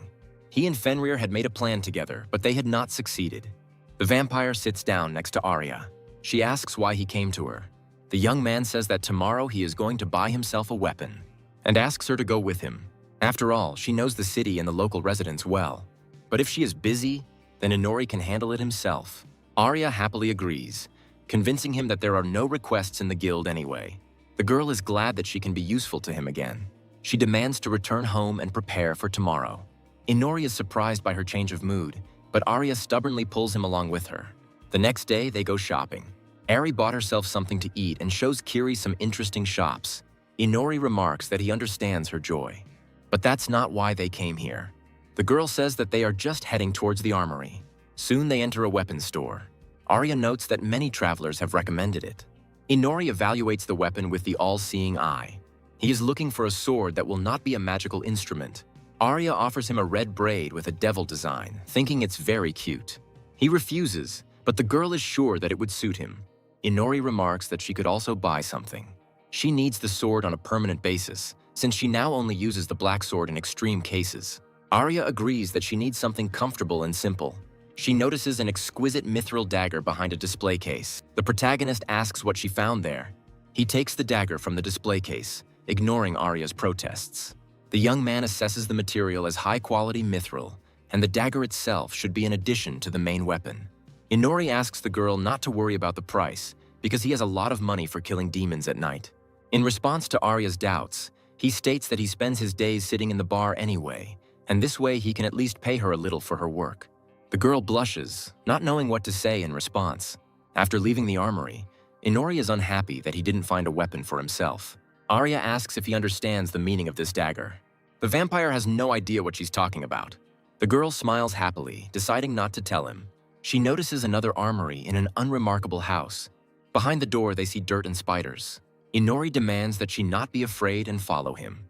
They enter a small shop, in the middle of which stands an elderly man in a tailcoat. An elegant salesperson welcomes guests. The couple silently waits for him to continue. The seller explains that he works to order and can make unique weapons for them. The vampire is interested in non-magical weapons. The seller is confident that he will be able to meet any expectations of his customers. Inori activates the all-seeing eyes evaluation. After a couple of seconds, he's ready to place an order. The seller is ready to accept it, and he asks Inori to go to the table to study his physique and fencing techniques. The protagonist wants to take Arya with him. The seller is not averse to helping both guests. Inori asks him about the untidy appearance of the store and the spiders on the walls. The old man replies that he simply found a quiet place here, just like the spider. Inori and Arya note his oddities, but go behind the counter to examine him. After finishing in the armory, they go to a cafe for lunch. Inori is unhappy that he spends so much time on the order. Arya notes that it's still faster than going through dozens of armories. The girl is pleased with the delicious tea, and the guy notices that it is the same as it was in the castle. Arya agrees, but the atmosphere around is not the same at all. It's a peaceful place where you can enjoy your meal in peace. Inori doesn't understand why he's here, but Arya grumbles that he needs to talk to someone other than food. After finishing lunch, the girl asks him what he liked about that store so much. Inori responds that his assessment revealed a high-quality selection and the owner's skill. Although as a merchant he is weak, especially with such a web at the entrance. Suddenly Fauna appears and asks about buying weapons. She claims that she was just looking for him. When Inori asks, the fanatic says that her meeting with Ravan has already ended. Fauna teases him that he is again flirting with girls instead of working. Ari declares that they are partners as Fauna jumps into the cafe. A masked man appears behind her and asks her to use the stairs. Fauna apologizes, promising to set an example of politeness for people in the future as a faithful servant of God. Her colleague from the church introduces himself as Mask and says that he has been assigned to watch Fauna. The vampire wonders what his mentor did wrong. Fauna explains that the church is questioning her relationship with Kiri, even though she explained to them that they are simply teacher and student. The mask explains that holy knights must follow their vows and remain virgins. But suddenly they appeared in the city. The beautiful Black Rose Ari and the drunkard Kiri. Rumors about them spread quickly, which irritates Inori. Mask states that Kiri intrigued him by how he managed to become the fanatic's apprentice and Ari's lazy partner. Suddenly he pulls out a Black Rose fan club card. Mask calls himself Ari's fifth best fan and asks Kiri to tell him the secret of how he won the girl. Maska asks him to teach her this wisdom, and Fauna grumbles that he is actually a holy knight too. All four sit down together and order sweet dishes. While the girls are eating, the guys are having animated conversations. Kiri explains something to him, and Maska listens attentively and asks questions. Arya envies men who can find common ground so easily. Fauna asks if she's really friends with this drunkard. Black Rose confirms her words to the fanatic's surprise. Fauna asks about the mithril dagger on the table. She looks at Arya carefully. The fanatic notes that such a gift is synonymous with a marriage proposal and means stab me if I cheat on you. But Fauna is sure that Kiri hardly knew the subtext and simply gave it to him. The churchwoman calls Mask to return since the sun is already setting. Fauna says she was glad to meet Ari. Both churchmen say goodbye to them and leave. Inori is glad that they finally left. Mask reflects on the adventurer Kiri, and he thinks that even after meeting him in person, he still remains a mystery. Near the hotel where they live, Arya is temporarily away on business. Inori grumbles, unhappy with her departure. He reaches his room, expecting to have a good rest. Suddenly, the young man feels a strange presence inside. A strange voice in his head praises him for his attentiveness. Inori activates both eyes as the voice invites him to come in. He carefully opens the door and walks into the room.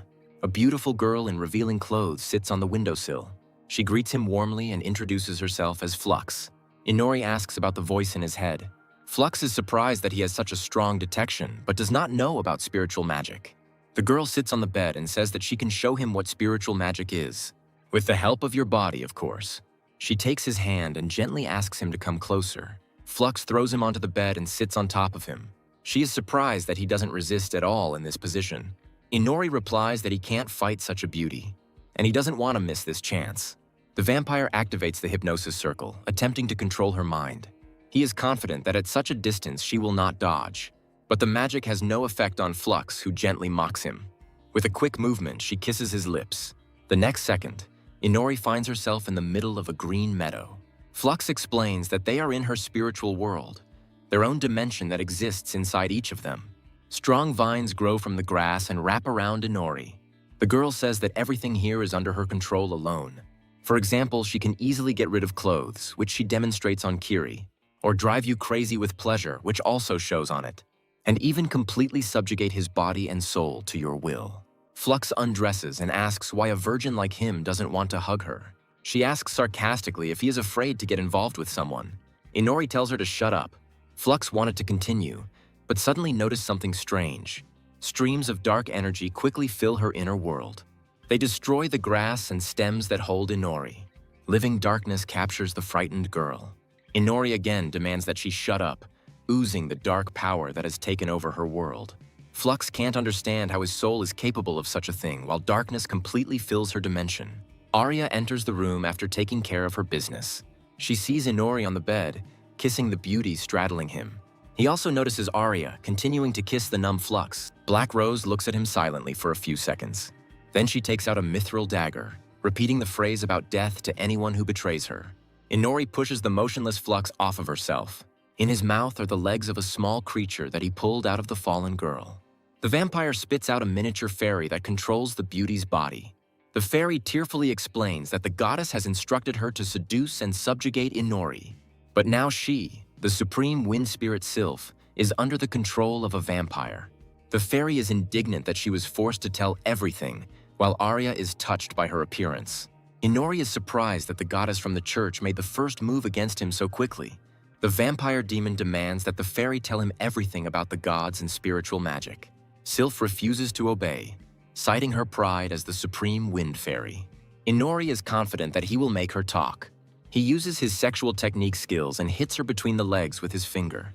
A confused Arya watches the obscene execution in shock. She closes her eyes in shame, but continues to hear the fairy's screams as Inori continues to hit her with his finger.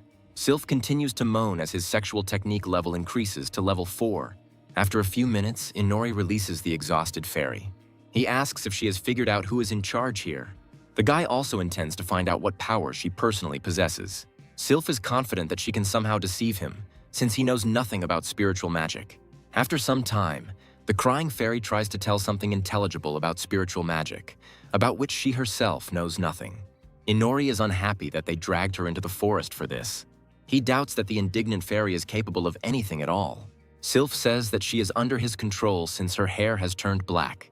Inori doesn't understand why dark magic's control, which only works on inanimate matter, was able to subjugate a living fairy. But now the main thing is to maintain control of the situation, and not to unravel the secrets of your skills. When asked about other spirits, Sylph replies that they live everywhere. The fairy claims that they are flying around right now, which is why she was able to find them so easily. The vampire is unhappy that these creatures who possess spiritual magic can watch him with impunity. To his question about the visibility of spirits, Sylph replies that one can try to see them. She uses her magic and the vampires see many flying lights around. The Sylph confirms that these are lower spirits of nature. Arya praises the fairy for her amazing magic. A pleased Sylph says that although she can't use all of her magic now, her status as a higher spirit will help hide them from other people's spiritual magic. The vampires are surprised by her sudden frankness. The fairy states that after taking control of Inori, she learned something new. Now, instead of wind magic, she can release darkness, similar to a thick black wind. Inori smirks and says that he will definitely find something like this useful. The vampire demon decides to test his new ability that he received from her. The striking power of the black wind is enough to kill a demonic beetle with one blow. Arya is surprised by its destructive power. Inori reveals that he can now use darkness to create targeted explosive attacks. Sylph is surprised that Kiri mastered this power so easily. She also notes that since the beetle's body did not dissolve, it is not an ordinary demon, but one that came from the demon world. It must be a mythical beetle from the demon world, but it is unclear how it ended up here. When Inori asked, the fairy replied that such creatures could not appear in this area on their own.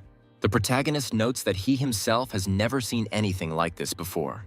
Arya asks the fairy if she has been to the demon world, but Sylph denies it. The fairy notices that the forest spirits are angry, especially the local spirits of light.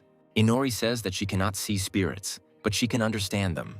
According to Arya, this entire territory is protected by holy knights, and it is difficult for demons to come here. It's strange that the beetle decided to climb here alone. Inori thinks darkly about her words, and he wonders how this demon ended up here. Someone with bright blue eyes watches them from afar.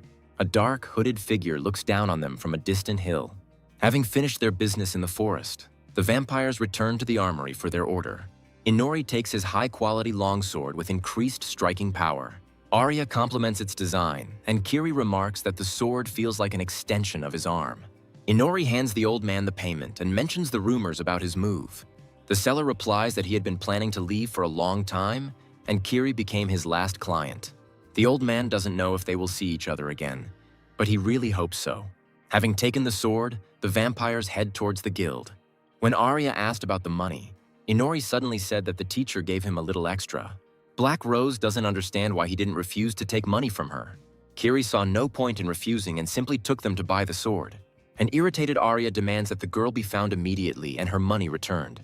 The action moves to Fanya, who is praying in church. After finishing her prayer, she notices Kiri at the door. He silently shows her the sword for inspection. Fauna highly appreciates the quality of the weapon, which is ideal for real combat. Inori notices that it's just an ordinary sword. He says he can't use magical tools, and even under Fauna's guidance, he won't be able to become stronger. The girl looks at the student with a soft smile. She asks him point blank if he really dislikes her training. Inori replies that he hated them from the first day, shocking Fauna with his rudeness. He wonders why he should do something that is obviously useless. After all, she's just wasting her time on someone who will never become stronger. Fauna laughs that with such an attitude, training is really useless. She declares that she will then train him for eternity, because she has no shortage of faith in miracles. Inori is surprised by such a warm attitude towards his person. Fauna looks at him, waiting for an answer. The vampire says he's ready for more training since she believes in him so much.